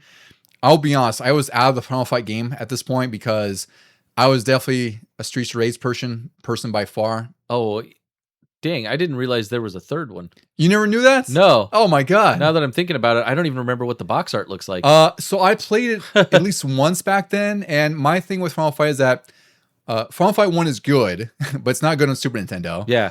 Final Fight 2 and 3 are just fine beat-em-ups. I don't think they reached the heights of the first game for some reason. I don't know what the issue was, but I just never felt like they were good as Streets of Rage, especially Streets of Rage 2. But Final Fight 3 had come out in 95, and to me, it just... I think a friend had it or something, but it was one of those games that I almost never saw in stores either. Yeah. Like I think I rented Final Fight 2, and I can't remember if I ever saw 3 in a store before. And then a couple other releases, Earthworm Jim 2 on the Super Nintendo and Genesis. I really enjoyed that game. And then one last one, just because I loved it so much back then, Wario Land. This came out in November of 95. Oh, don't forget Mega Man X3. Oh, excuse me. Yeah, Mega Man X3. Yeah, sorry about that one. Yeah, Mega Man X3, which, again, I rented that one. That came out in December 95 in Japan, and we got in January 96. So technically, we're January 96 when this episode releases. So yeah, I'm going to allow that one. Yeah, 30 years from 30 years from then, yeah. Mega Man X3 was really interesting because it was the first game where we could finally play at 0, but it was kind of limited. Like, you had to go in the pause menu, you hit R, I think it was, and it would switch to him. And you can only use them on like a limited basis. I think it's like until you could like once per level. You couldn't switch back or something. I forgot what the consideration was. You could switch back because if he died, you lost him for the rest of the game. And you also couldn't use him in boss fights. That's right. That was the big thing I hated. Yeah. Because I remember renting and I was like, hey, what the hell is this? Yeah. Like, I'm going to play 0. I totally forgot about that part. That was the big deal. Yeah. I don't know. I was at the game store recently, and like a person we always talk to, the cashier, he's always talking about how like, or he's asking like, what Mega Man game should I play? Because I was running Mega Man, I was like, just play X. Like, that's the one you should play. He's like, what about X2 and 3? I was like, well, those are good, but for some reason, like, I just can't get into them like I could with X. I don't know what it was. There's something a little bit missing about them. Beyond the fact that they're a little bit harder to find back then as well. I mean, yeah, they're hard to find now because they're so expensive. Yeah. But I'd say they're a little more overly complicated than they needed to be. That's also fair. Like, X1 and even X4 are very simple. Go get your armor pieces, fight the bosses, and finish it. Whereas like X2 and X3 involved like get Zero's parts, but you can only do it at certain times. And then if you miss it, you're shit out of luck and stuff like that. And then I forgot what the thing with 3 was, but there was another weird like time limit thing. Wasn't there some randomized thing where like you might have like a mini boss fight in one of the levels? I forgot what it was. That was in 2 to get 2? Zero's parts. Okay. And you know, Mega Man is all about you fight one boss, you get his power, and then you want to go to the next one that's weak against that. But to fight these other mini bosses, you might have to go completely off your planned route. And now you're stuck maybe fighting a boss that you have no power for. And you just better hope that you like beat them in the mid-level, got Zero's part, and then you don't care if you died because you have the part now. Yeah. So I think it's just one of the things where it was a little bit hard to access. And then once I got older, I still enjoy them, but I just don't think they're as good as Mega Man X1. I think there's a lot of people might say like X2 is the best, X3, which, you know, perfectly valid. But from my perspective, it's just, it does not get better than Mega Man X. For me, I always looked forward to, and this was the same with Mega Man, I always looked forward to what new bosses there would be. And in the X series, they were all based on animals. And then I also looked forward in the X series to what his armor was going to look like. Because it always got like sharper and like slicker looking. Yeah, and more sort of what's the one I'm looking for? A little bit more Anime-ish. Or like exotic and like a little bit like grandiose. You know, like it's really trying to make it look like he's this walking death machine mech kind of thing. You know. Yeah. So X2 and X3, I do love them, but I just don't love them as much as X. Like X1 is just it's top of the crop for me. Thank God for collections now. Yeah, exactly. You're not gonna be buying these. Yeah, I saw a local store actually just posted they got a consignment of Mega Man X3. It's a gorgeous boxed copy, which I never see because we always laugh how we always see a cart of X3. Yeah. And it's always shredded for some reason. Yeah. So this boxed copy, I'm assuming it's complete. $1,000. Oh my goodness. It's really insane. Oof. So stick to collections because, you know, I wouldn't pay $1,000 for Mega Man X1. Yeah. I would never pay that for X3 unless I was, you know, filthy rich, which we are not, unfortunately. One last launch I'll mention, which isn't necessarily a game, but GameFAQs. Oh. One of my favorite sites ever growing up because that's where all the fan-made guides, it was like the ultimate community when I was younger of like finding like-minded gamers and whatnot, or like if you wanted to help, you could post on the message boards. That launched November 5th, 1995, so that recently celebrates 30th anniversary. Damn. It's a different place now because GameSpot owns it, and it's, you know, it's corporate. But all the guides, everything is on there. Like some of my old reviews, sometimes I go check out, I was like, holy shit, like I wrote this when I was like 14. And there's a review of Rush 2049, and I think that Jeremy McGrath's Supercross or MX 2002, I think I wrote a review for that. Wow. So all that stuff is still there, like all the old guides where people would do these really great ASCII art things, like for the logo of the game. Yeah, it was surprising how in-depth a lot of people got. You didn't even have to go out and buy one of the strategy guides at the store because people were very in-depth on what you wanted to do. It was great because, you know, I'm a little bit cynical of like social media now because everyone's just trying to get like their biggest bite out of everything. Yeah. But sites back then, like GameFAQs or anything, that was like the enthusiast place where it's like they're all trying to make the best, most in-depth guide, most comprehensive guide. It's all fan made. No one made really any money off of it because it was just a community thing, you know. The equivalent now is when you go on YouTube and there's like a playthrough that's telling you where to go and how to do things, and it's even better if it's like silent. Yes. Yes. If it's just the playthrough, no narration. I still go back to GameFAQs guys because sometimes like I just don't want to sit through a video. I don't want to fast forward. My old man comes up. I'm like, I don't want to deal with this. Like, just give me something I can read very quickly. And because the other thing too is like they would put like footnotes or like sort of searchable terms in there. So it's like you'd say like section F41 or something. Yeah. And you scroll through there, so I know exactly where to look. Right. I'm opposite of that. Where like in my old age, I could read something and I'm like, I know I'm still going to get lost. I'm going to reverse this somehow. That's also fair. I'm going to turn too early. So I am very thankful for the visuals on YouTube. The only reason I will say, like, I still use some videos too, but my thing is like, sometimes it's hard to find the right video with what I'm looking for. That's true. Right. Yeah. So that's our part. So like, I don't want to be tapping through like 10 videos, but like, this is where I'm at. And constantly scrubbing to find it. Yeah. Whereas with the GameFAQs side, like I kind of have to scroll too. Right. But at least I have a table of contents to kind of guide me where I'm supposed to go kind of thing. But it's still a valuable resource in my eyes. It's just incredible. It's been out for 30 years, and it was such a big part of me growing up and finding, like I said, other gamers that I didn't know. Because for us, like, you know, we had our friends and everything, but it wasn't like we knew a ton of people who were gamers. So it's like it was really just an online presence for me that I got used to, or learned more about games and got into it more than I ever did before. And I can't remember. I must have not even used it until about 97 or 98. And it had already been out since 95. Yeah, I didn't realize because like I said, I got my PC in 96, 97, or somewhere 96. And I don't know how I came across it, but I was using it even then because once I learned about it, it's like, oh, like every game I can imagine is on here in some way. Like it was basically a database of games that I'd never heard of or knew, and basically everything I wanted was on there. They had cheats, guides, boards for each game. It was truly incredible. There's probably only less than a handful of times, like once or twice, where there was nothing on the game I was playing on GameFAQs. And I'm like, wow, I'm this obscure. You would find that sometimes. Where it's just like, there's not many people making guides for anything like that, or it's just not a popular game. Like that was sort of the compromise there. It's like now with gaming being so popular and YouTube being so popular and just videos in general, just social media probably, you do get that where you're probably going to find what you're looking for, even if it's something from like 1989. Some guy will have some insane in-depth guide about stuff you didn't even know. So it's not all bad. That's just, like I said, there's always good and bad. It's just my thing is I love GameFAQs is really what I'm trying to say. Yeah. So that's really like the big releases for the year. So I think now it'll be fun if we get into like some things like the cover stories on magazines. Like we won't go through every single one here, but it's really just sort of a snapshot of what 1995 was and what games were a huge deal at the time. And that's all aside from all the launch things we just talked about, because again, like the Saturn launching, PlayStation, and Virtual Boy, good or bad, that's still significant, because in addition to that, there was already a ton of systems out in 95 that were kind of on their way out. Like there was the Jaguar, 3DO was out. We talked a little bit about the Nintendo, how that was pretty much on its way out at this point. Like really no games have been coming out. But separate to that, like games were still, the topic at hand here. So what I did was I remember throughout my early times in magazines, like I would always see fighting game covers all the time, especially around this time. So I kind of went through the big magazines, EGM, GamePro, and Nintendo Pro. Those are really the three big ones for me, at least.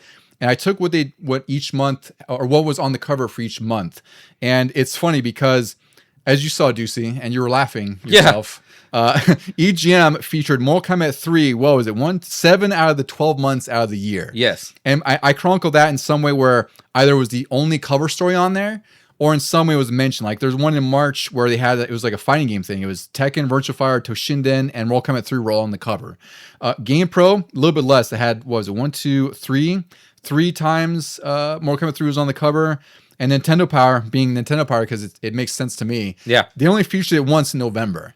To say Mortal Kombat 3 was the biggest game of the year is not an understatement. It really was. It's I don't know what other game people were hyped for, because Mortal Kombat 2 was such a success and people just wanted more Mortal Kombat. And I remember reading so much news on Mortal Kombat 3. And my suspicion with EGM is that beyond the fact that, these covers probably sold in magazines, I almost want to assume that, Midway probably offered some coverage for them. Like, here's some exclusive news that you can put in your magazines if you give us cover stories. And were these covers all because different ports were launching at different times? No. So the ports weren't even coming out till October-ish, I want to say. That's ridiculous. So this was basically leading up to the release in arcades, during the arcades, and also Ultimate Mortal Kombat 3 was already being talked about, because they already planned when Mortal Kombat 3 came out to release Ultimate. Like that was, some people think that was like something they added on after the fact, but if you watch that documentary on the Mortal Kombat Legacy Collection, they said no, like our plan was to release Mortal Kombat 3 and sort of like an upgrade, because again, Street Fighter made it popular where you release a new version in a few months or a year with more characters. I've always felt like, so I didn't realize that it was that huge. Because I wasn't big into the fighting games. I liked Mortal Kombat and Mortal Kombat 2. I like Street Fighter, but I wasn't always looking forward to them. Yeah. And so I didn't mind. I only had Nintendo Power, and I liked each issue had a different cover. I was like, oh, what's going to be the cover this time? And then when I finally played Mortal Kombat 3, I think I played Ultimate first, because years later when I played 3 in, I don't know, some sort of collection or something, I was like, this is crap because of the character selection. Like, what did they do, and why was this so hyped? That's why they had to make Ultimate as an apology. Yeah, it's really it's really interesting to me, because I was hyped for MK3, and one thing that I did notice was how different the art style was, because the digitized graphics were great. Like they just look better and better from 1 to 2 to 3, right? Yeah. But they went for more like an urban thing, like an urban theme, where it's like everything's like in a like a bank, a city. It wasn't so because you're on Earth basically, now. like Shao Kahn's invaded Earth, and I think it looks great for what it is, but it's also just such a different tone change from Mortal Kombat 2. Yeah. And while it was obviously successful, it's weird to look back at Mortal Kombat 3 and be like, yeah, that was such a wildly different. It's almost like the black sheep of Mortal Kombat in some senses, because it was so different, yet it was so familiar at the same time. I was so confused when I finally played the original version, and I think I texted you or something. I was like, wait, where's so-and-so? Where's so-and-so? And you were like, no, that's how Mortal Kombat 3 released. I'm like, oh, I was definitely used to Ultimate. Yeah. Ed Boon and John Tobias, I forget which one mentioned it in that documentary too. They said that they originally took out Scorpion because they didn't realize how popular he was. So they thought that Sub-Zero was, the most popular character, and they also wanted to unmask them. So, Scorpion's the only one you hear in arcades. Yeah. So clearly they sort of miscalculated that in some sense, because they knew they were going to put him in later. But I think that's also what was to his detriment. It's kind of like Street Fighter 3 in a way, where that was less successful because it had like 2 to 3 of the characters you're familiar with, all new roster, all new art style, just drastically different what you know. Yet again, it's very different yet familiar in some way. That's why they had like a couple extra Street Fighter 3s, right? They were putting people back in, and they refined the mechanics more. And by third strike, it was a really just amazing game. Yeah. But it took 3 iterations to get to that. Took a couple swings. Yeah, and you had then they brought in like Chun-Li and some more familiar characters, and they still expanded the roster. But I think MK3 and Street Fighter 3 share more similarities than I at least I would have thought before this, frankly. But I think there's more similarities there in terms of like what they did for the series and like how it was received before it went on to, sort of reboot itself and sort of get back to what made them successful. So it's really interesting, those third entries, which maybe they came out of fatigue, right? Because that's the thing. It's like you want to try something different because people are tired of the old stuff. And sometimes you go a little bit too far outside the box or your comfort zone and people aren't so receptive to it. But in MK3's case, it's still sold extremely well. Yeah. Right. So it's a weird game to look back in hindsight, but it was still one of the most hyped games in 95. And also, I would say one of the big things or big differences is that Nintendo Power, it was really just Nintendo stuff. It wasn't arcades. I think that's also the differences with GamePro and EGM. They were more focused on multiple consoles, arcade, like what's hot at the arcades, video and what's games coming, in general. just in general. Yeah. So I think their demographic was much different, which is why they featured MK3 so much, especially in EGM, because I'm sure that sold a bunch of magazines. Like if you put that on the cover, you're walking by the magazine stand, like you're going to look at what takes your eye first, and it's probably Mortal Kombat 3.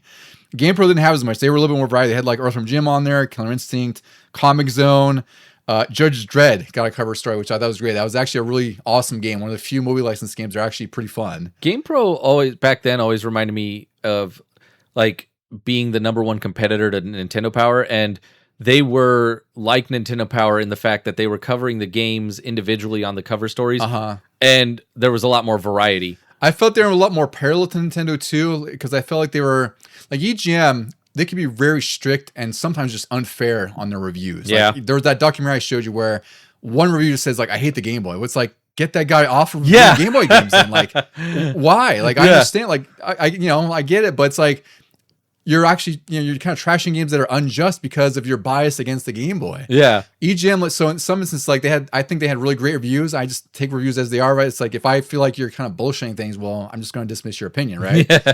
But I think GamePro and Nintendo Power were a little bit more. Like, we accept games because they're games, they're entertainment, they're fun. So it's like you can be a little bit more loose with your scoring. Granted, we found out later that Nintendo Power is a little bit more strict, right, with some of their scoring. Yeah, GamePro was actually the loosest. Yeah. Man, they got the little explodey 5 face on everything. Yeah, like this game's great. It's shit, but it's great. Yeah. And Nintendo Power is also pretty diverse. Like they had Batman and Robin in one of the cover stories. NBA Jam got one. Stargate even got one, which I think is really great. I forgot about that. I can picture it now in my mind, but I'm like, wow, that was actually a big surprise for the time. Weapon Lord, which was a fighting game. I forgot who was behind this one because he had worked on another fighting game before this. This one, I don't remember at all. The cover, I don't remember how it looks. And it's weird to me that GamePro also had it on a cover. Well, because it was going to be... So when I was younger, I remember being... there was some hype behind it, and then it came out, and no one cared about it. Like, it was just not a... That makes sense. It did not meet the hype that was preceded it, so to speak. I feel like... I wish I could remember who was behind it, though. On Matt McMuscles, I think he did it on one of the worst fighting games episodes. Yeah. Because it was a weapon-based fighter, which was the whole big draw. It had this really cool art style that was really gritty. It's just, it just wasn't mechanically fun. So I just think it kind of dissipated. Yeah. Donkey Kong Land was featured in Nintendo Power, Virtual Boy, Killer Instinct. Oh man, that Virtual Boy, not only was it the cover, it was like the majority of the magazine issue that year. That was the hype one, because that was August, which is when it was releasing. So it makes perfect sense. I think they covered like every game that was coming out. It did, and it was basically like a buyer's guide for the Virtual Boy, because again, like it launched in August. This was featured in the August issue, and what's coming up in just future months, holiday season. So what better way to hype up kids than make your whole magazine feature about this new system that you're trying to sell, which at this point, I would guess that they probably had an indicator of how it was selling in Japan, right? Because they already knew it wasn't doing well. So it's like, well, we got to do something, because if it's selling bad in Japan, we have to drum up hype for this in the US. And this one, I remember it came with 3D glasses. Oh, it did. I don't remember that. And they weren't the red-blue ones. They were some new one where it was clear. But when you put them on, everything in the magazine started to pop out at you. Oh, that's freaking all the cool. pictures and the words and everything. I had no idea. I don't think I remember that at all, but that's really freaking badass they even went that far.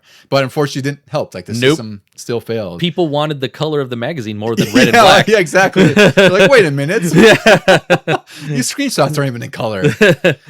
Then Mario World 2 was a cover feature, Donkey Kong Country 2, and of course, like I mentioned, Mortal Kombat 3 was featured on there. It did get another mention in May with Kirby's Dream Land 2. So that was them sort of previewing what was coming with Mortal Kombat 3. Because again, Mortal Kombat 2 was a big seller on Super Nintendo because they finally didn't cut out the blood. So Mortal Kombat, again, like it was such a big series at this point. It makes sense that it was featured all over the place. And it's just really silly when EGM, like most of their year was Mortal Kombat 3, and I'm sure they had a good reason to do that. It's surprising to me, or not surprising, but like interesting to me, like over the years, 3s have always been like the biggest hyped. Mm-hmm. Even though sometimes like they aren't the best in the series, like 2 might have been the peak, or maybe 4 to come or something. But like Mario 3, Sonic 3, Mortal Kombat 3, all these 3s were coming out, and you know, hit or miss.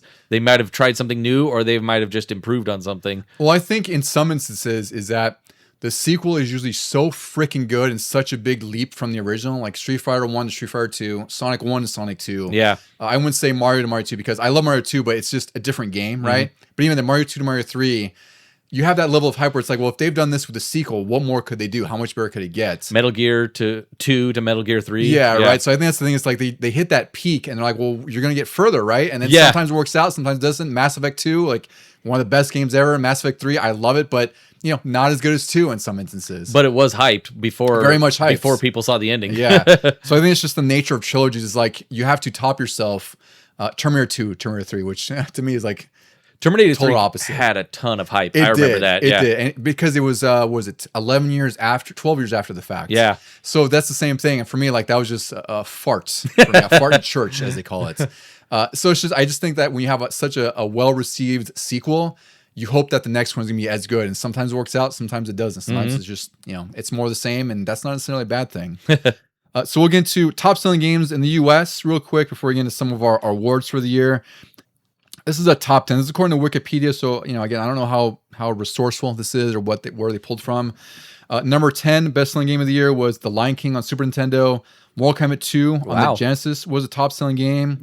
NBA Jam Tournament Edition for Genesis and Super Nintendo. Those were a big release. Number 6 was Madden 96. Number 5 was Super Mario World 2 Yoshi's Islands. Nice.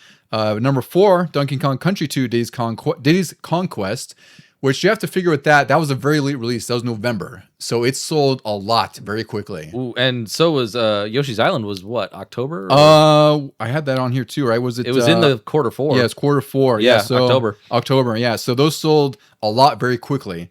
So, and another thing to consider too is that with the PlayStation and Saturn, those are brand new systems. There's a very high cost of entry. So of course, like some of these games are just going to sell very well because they're also very, very good. And lots of people have Genesises and Super Nintendos. So number 4 is Donkey Kong Country 2. Number 3 was Killer Instinct. Huge for a fighting game in my eyes to reach a milestone like that, being top 3 in the year. This next one is surprising though, at number 2. Donkey Kong Country 1. Yeah. Number 2 best-selling in the US for 95. So all the hype that it carried from 94 carried into this. And also, I'm sure it boosted sales of Donkey Kong Country 2. Yeah. And then number 1 for the year, Mortal Kombat 3. So if you're wondering why Mortal Kombat 3 was featured so much throughout magazines, this is why. It was the number 1 selling game for home video games in 95. It sold at least 2 million copies around the Super Nintendo and Genesis. And that doesn't count like I don't know if the Game Boy port came out, but I won't even count that because that game is garbage. I was just about to ask as a joke. I was like, I wonder how much the portable versions helped in those numbers. I think the Game Gear one was only released in the UK, if I remember right. I played it on emulator. It's garbage. And then the Game Boy one, it's just bad. So obviously these sales are for the Genesis and Super Nintendo versions. So we'll get into some of the awards. I won't go through all of them because this is pretty extensive, but just like we had our game of the year, magazines did their sort of best of the year awards. EGM did it. They had a buyer's guide in 96. So their game of the year for 95 was Twisted Metal. Kind of surprising, but again, like if you look at it now, we did a whole episode on Twisted Metal, but if you look at it now, like it's not a visually impressive game at all. But for the time, with 3D being new and the PlayStation being the new system, this was really, I'll call it sort of a killer app as the term is used back then. It was definitely a new step in multiplayer too. Yeah. You just wanted to spend all the time shooting your friends in cars. Totally different game. And it looked nothing like you'd seen before on home console, especially going from 16-bit systems. Best arcade game went to Tekken 2. Best Saturn game, Panzer Dragoon. Best Super Nintendo game was Chrono Trigger. Best Game Boy game was Donkey Kong Land. Best Game Gear game, Star Wars Return of the Jedi. Pretty interesting that came out on the Game Gear in 95. And best Virtual Boy game, Red Alarm, which I wouldn't fully agree with. Great game, but I wouldn't fully agree with that. Game Pro, they had Editor's Choice in February 96. Best arcade game was Tekken 2. Best PlayStation game was Doom. Best Super Nintendo was Donkey Kong Country 2. Best Genesis game was Vector Man. Best Game Boy was Donkey Kong Land again. Best Game Gear, Star Wars Return of the Jedi. Wow. Best, Until this list, I didn't even know that existed on Game Gear. you know, it's funny. Like when I was going through this, I didn't realize that either because I'd seen the first Star Wars on there. Yeah. And I don't recall seeing And that's about Empire and Return of the Jedi. I don't know if there's an Empire game. I guess there has to be, right? Yeah. Best Virtual Boy for Game Pro was Mario's Tennis, which I don't fully agree with. Their fun launch game, That fun would little be- distraction. That would be like my second place. Yeah, it's a pack-in. I would put that like third or fourth because I do have a second and third. It got me excited for Mario sports games. And then when tennis came out on N64, I was like, oh, Yeah. finally I can see it. It's a very competent tennis game. Like Yeah. It's just very basic. It's on the Virtual Boy. That's really its biggest detriment. Nintendo Power. These are fun because these are like voter or Reader's Choice Awards. From what I understand, like I think it's just like, you'd send in your little postcard, you have your votes on there, and they tally them up. And it's all, based on Nintendo products. Yeah, it's also true too. So you won't see any Sega or PlayStation stuff in here. So the best overall winners for Super Nintendo was Chrono Trigger. This was the best game of the year voted by readers. With second was Donkey Kong Country 2, followed by Mario World 2. Best Virtual Boy game. I agree with this entirely. Warrior Land as number 1. Yeah. And then second and third, I don't know if I'd agree with this as much, but Mario's Tennis and Red Alarm. Red Alarm, if you're not familiar, was sort of like a Star Fox wireframe game on the Virtual Boy. It's actually pretty cool. But it's hard as hell because everything is Everything is wireframe. wireframes. Your sense of direction gets kind of funky at times. You don't know what's coming at you, what's an enemy, what's just a wall. Yeah, but it was really cool. It was very much like a Star Fox game. Best Game Boy was Donkey Kong Land, followed by Kirby's Dream Land 2 and Defender Joust. I don't know, that was kind of a shock. Some of the other awards here I got was Best Graphics went to Donkey Kong Country 2, followed by Killer Instinct Mario World 2. Best Sound was Donkey Kong Country 2. Best Story, Chrono Trigger. Best Sports, NHL 96. Wow. Best Multiplayer, Killer Instinct. Very surprising to me, but I guess considering how well that sold. I mean, back then, you needed a multi-tap for like 4 players. So multiplayer was just It was basically just 2 players. heads up, like who's good at competing with each other. Yeah, because second and third was Mortal Kombat 3 and NHL 96. I'm surprised NBA Jam wasn't on there. I know. That's I put that on my list for good reason. I'm surprised it didn't get more awards. Yeah. Most innovative in Nintendo Power was Super Mario World 2, followed by Earthbound and Ogre Battle. Best puzzle game was Zoop. You and I talked about this right before we recorded. I was like, I remember seeing this everywhere back then. I never played a second of it. Me neither. But I like the logo is burned into my brain. Yeah, it's a very significant logo and style for the ads, and I should play it because I've seen it a million times. I just never ever got to this one. Followed by Tetris Blast and Kirby's Avalanche. And most annoying feature, because I always thought it was fun that Nintendo would have like these sort of fun and goofy awards. So one of the ones I got was most annoying feature. It was Crybaby Mario and Mario World 2, which I completely agree with. That's still true today. It is, yeah. The other annoying feature is Nest Phone Home and Earthbound. I'm not familiar with what that means. I don't know. Yeah. And then I thought this was a great one. This should have been number 1, frankly. The hold on and loading screens from Batman Forever. I just love it says, hold on. Yeah. Hold on. We covered that in a previous episode, and you should definitely check it out because it's a fun time. We reviewed the movie and the games. But Yeah. we laugh about how there's loading screens in a 1995 Super Nintendo game that doesn't need loading screens. They just But to have hide it, they don't say loading. They just say, hold on. Hold on, yeah. Hold your horses, yeah. So before we wrap up the episode, Deucy, we'll get into some of our own awards. So you want to go ahead with yours? You want to go back and forth, just run through them all? I can just run through them. Okay, go ahead. Like we did. I kind of set it up based on how the magazines were doing it, at least EGM We just got we did broad strokes because each magazine had their own sort of separate categories. And yeah, we just got some high level ones here. And I agree with some of them, but then when I was looking at the launch lists or the release lists for 95, I was like, oh, I didn't realize that came out then. That's awesome. I will put that. I didn't have a best arcade because never went to the arcades in 95 when I was 10. I would put Tekken 2 just because I don't know what else I'd put on there. Yeah, right? Oh, Marvel Superheroes, that came out that year too. Oh, okay. Yeah. We'll say Marvel Superheroes do. Yes. Yeah. I do love that one now in collections. Yeah. From the safety of my home. But for PlayStation, I definitely agree. Twisted Metal. Mm-hmm. That I feel like was one of the only things I played back then when it first came out. Yeah. It was at a your huge house. Game. Yeah. Best Super Nintendo. Definitely Donkey Kong Country 2, Diddy's Conquest. Runner up very closely is Yoshi's Island. Yeah, I feel like these two, when we were kids and I would go to your house, like these were definitely the ones that were in heavy rotation for you. Yeah, I mean, I think we would even play 2-player on DKC2. We would, yeah. Yeah. Let's see. Best Genesis. Now, I had to kind of do a hindsight thing because I didn't play much Genesis, and I also didn't know what came out in 95. It was whatever you had at your house. Yeah. But when I saw the list and I saw X-Men 2 on there, I remember when I played that for our X-Men episode, I was like, this is kind of awesome. Yeah, So yeah, I put that on there. And then I do remember back in the day on like Toys R Us kiosks, and I can't remember if you had it. I rented it a few times. Yeah, and so I played it a little bit, but I really enjoyed Vector Man. Mm-hmm. Really cool game, really unique look. It almost looked 3D on the Genesis and very fast. It was really cool. Yeah, it had cool graphics. It was just really hard. That's the detriment to a lot of those games back then. Yeah, especially Genesis games. Especially Genesis. Yeah. Best Game Boy definitely for me was Donkey Kong Land. So much so that I couldn't pull it away from my mom. Like she was totally hooked on that game. I believe she also used the Nintendo Power to get 100%. Was that a thing she did back then? I can't remember. She got 99% 99. That's right. Oh yeah, their bonus room you had to get for there was a bonus room I got recently because Nintendo Power screwed up on describing where it was. Yeah, we talked about that in the DK episode, I think, way back. Yeah, and because of that, I had to look it up on YouTube all these years later. See, full circle. Yeah, you didn't use GameFAQs. Nope. Let's see what. Best Game Gear. I didn't realize this was 95, but it makes sense because of the movie. Yeah, the movie came out. I kind of didn't place these either, but we could say like the Power Ranger movie games. Yes. Specifically for me, Genesis and Game Gear, top of the crop. And for me, Game Gear for sure. Mighty Morphin Power Rangers, the movie. Best Virtual Boy.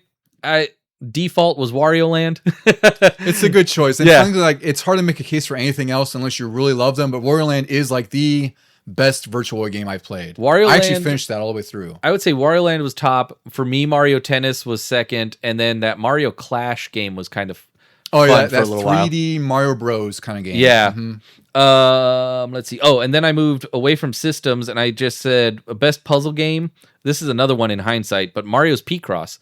I got it on the from the Nintendo 3DS eShop. And I put it on there. You got it way back. Yeah, and then all of a sudden I just got so hooked on it. Like I was playing it before bed, if I couldn't sleep, if I had to go to the bathroom, like I was just doing nothing but Picross. Once I learned the basics of it, I was starting to get really good at seeing exactly what I had to chisel away and everything. And I'm like, yeah, this is fun. Now I'm looking forward to that one you showed me recently on Switch, the Capcom one. Yeah, so it's crazy. There's so many Picross games on Switch, and they're all different themes, or they have like the basic games that are like $17 or whatever, and those have a ton of puzzles. And they've been releasing like these different packs. Like there's a developer pack for Neo Geo, I think, and also Capcom, and it's all just like sprites from their legacy and from the music. Games. Yeah, like I played the demo and like they had Mega Man music blaring in the background. Like I think I'm gonna buy this. Like I'm not good at Picross, and I never really played it, but this is awesome. Yeah, this is going to be right up my alley. Yeah. I should have got it when I was sick. I could just sit there and chisel. It would have been perfect, yeah. And then best sports, because I was playing a lot of sports back then, but definitely we talked about this in the sports episode. NFL Quarterback Club 96 for me, and a close follow-up was NBA Jam Tournament Edition especially, and that was mostly when we had friends over. We would play that at a time. Oh, yeah, that's a multiplayer. I mean, that game is fantastic on its own, but it's even better multiplayer. Yeah. Also, I basically did the same categories as you because we want some parody here, I guess. Yeah. Like, parody, not Parody. But my best PlayStation, I had to agree, like it was Twisted Metal, but, for me, these runners-up are a toss-up because I could have put these as the best one. WrestleMania the arcade game and Street Fighter the movie the game for obvious reasons. Oh, yeah. Right? Best Super Nintendo, I had to go with Diddy's Conquest. I had a hard time with the runner-up because I was thinking, like, what did I play so much back then on the Super Nintendo besides, like, Yoshi's Island? So I kind of went against the grain. I picked Killer Instinct because I played this so much. Like, even you got me playing it a lot. And I wasn't that good at fighter games, but I got good at the combos in that. Yeah, and that's the thing is, again, like my buddy Alex, he I always play fighting games with him, and like we would just be trying to come up with the most insane combo strings ever. And that was part of the fun, was just sort of unwrapping the fighting system in this game and just understanding how everything worked, so you could get like the crazy announcer say Ultra or King Kong, whatever. You just wanted to hear what the next level was, Hyper. Right? Yeah. So I love this game so much back then. Best Genesis. This was a hard one for me because there's a lot of Genesis games that came out this year I liked. But X-Men 2 Clone Wars was definitely probably my favorite there because the first X-Men game was so difficult, and I still love it, but this was the game, like I said, where they didn't penalize you for using your powers. And it was really well done. It looks great. You play as Magneto, which was the big sort of hook there. And then the runner-up was Comix Zone, because I was hooked to that game, even though I couldn't get past like the third level legitimately. I usually had to use cheats. I couldn't get past the first level. Yeah, it's legitimately. It's so damn hard, but it was, I mean, the music and the art, so everything's just so fun about that game. It's just, it sucks that it's so difficult. Best Game Boy, had to give it to Donkey Kong Land, even though I wasn't playing too much Game Boy. Again, it was by proxy to you. Like, I would just borrow stuff or I was going to say, house. I feel like you borrowed it a lot too. I did, yeah. If your mom wasn't playing it, I was able to borrow it, yeah. Yeah, she would always be like, where's Donkey Kong? Oh, Don's borrowing it. Yeah. And I come over, it's like, did you bring it back yet? Yeah. So here you go. Yeah. Best Game Gear. Again, this one was kind of hard for me too, because there's two that I played a lot, but I had to give it to Mighty Morphin Power Rangers movie because we were such huge Power Ranger fans, and it's such a great game. But, 1B would probably be X-Men Game Master's Legacy, because I did really enjoy this. Like, it was difficult because of sort of the labyrinth-like levels. But my brother and I did enjoy unlocking the characters, and it was really, really fun. I did put honorable mention for Sonic Drift 2, which we talked about briefly, because I did think that was such a nice little kart racer. I also want to do, I saw this on the list, but I didn't write it anywhere. Honorable mention, Garfield Caught in the Act. Yes. Yes. I love that game, and my brother loved that on the Game Gear. He borrowed that all the time from you. Yeah. That's a classic one. That came out in 95 too? Oh, wow. Yeah, I don't think I caught that. Yeah. Best Virtual Boy, just like I said, no chance. It's Wario Land. That's the best game on the system for my eyes. Runner-up was Teller Boxer, because that is such a unique punch-out kind of game. It just sucks that it's on the Virtual Boy, because it's the screen is what it is. But it also has some of the more gorgeous sprites, but it's also because it's so simple. Like, it's just a black background. I think there's a ring. I can't remember. Yeah. So it could afford to do these really gorgeous giant sprites for all the sort of mech bosses that you'd fight. Weren't you sort of kind of like in a mech pilot suit? Because when you got hit, your thing would crack? Yeah, so when you lose, your whole screen would crack. Yeah. So this was a very cool game stylistically. And it is one of the better Virtual Boy games. It's just one that I don't think most people talk about, but it's great, because like each D-pad was sort of your independent fists. So you had like these disembodied robot fists. It's kind of like Rock'em Sock'em Robots. Yeah. That's pretty much what it was, right? Or what's that? Arms on Switch? Yeah. Yeah. I'd say, that's reasonable to say it's in there. It's not too far a stretch. Yeah. Best puzzle. This was hard for me because I looked up some of the puzzle games that were released in 95, and I just really had little familiarity with them. I didn't play Zoop, but I've played Bust a Move and Puzzle Bobble, so I just played that for Super Nintendo. Like, I've played so many different versions of that since then. Yeah, like I haven't played the Super Nintendo version specifically, but you've played Puzzle Bobble once, you've played them all. Yeah. And then Best Sports. I was very outside sports at this point. It's really just stuff I play at your house. But the number one sports game, much like close to my list, I think I put number 3, NBA Jam Tournament Edition on the Genesis, because to me there was no other better sports game at that time than that, because I also didn't play very many sports games. Yeah, so that's our list for the awards of 95, which is kind of funny that we're doing like a retrospective award show in the sense. And we also had like a pretty beefy review of 1995. It was fun to look back and see what specifically came out in 95, because we played these for many years afterwards. Like, when you don't have the ease of access to games like we do now, you took Donkey Kong Country 2 and you played that a ton, even when N64 came out. And stuff like that. Yeah, so that's why it's great. It's like now we have it's literally a luxury to look back at these kind of things and be able to play with them, whether it's through an emulator, through whatever other means, whether it's a Switch Online app.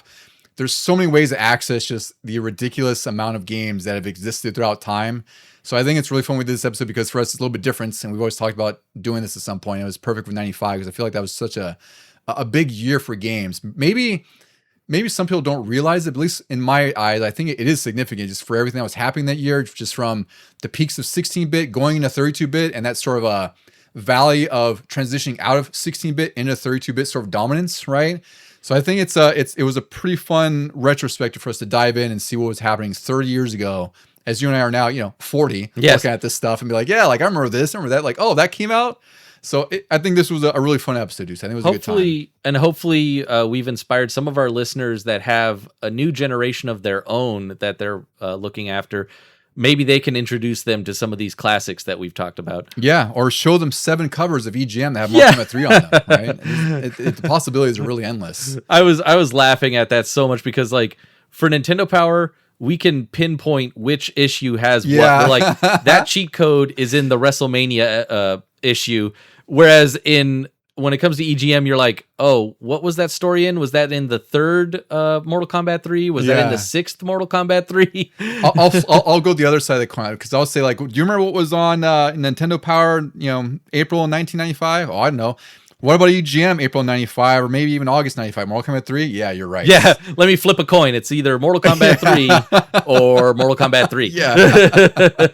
It's fun. It's it's really great looking back at that stuff, because again, like, when you're in the moment, you're just, you're observing things as they are in the moments, but it's different when you're looking back at things like, yeah, like, I remember this, that happened. Like, you kind of look at things more comprehensively and realize that things are more significant than you might have understood back then. And now we can look at back and like, yeah, like, Mortal Kombat 3 was featured 7 times, but it also sold like 2 million copies. I'd be interested to see like the 96 year and see how many more times it was featured.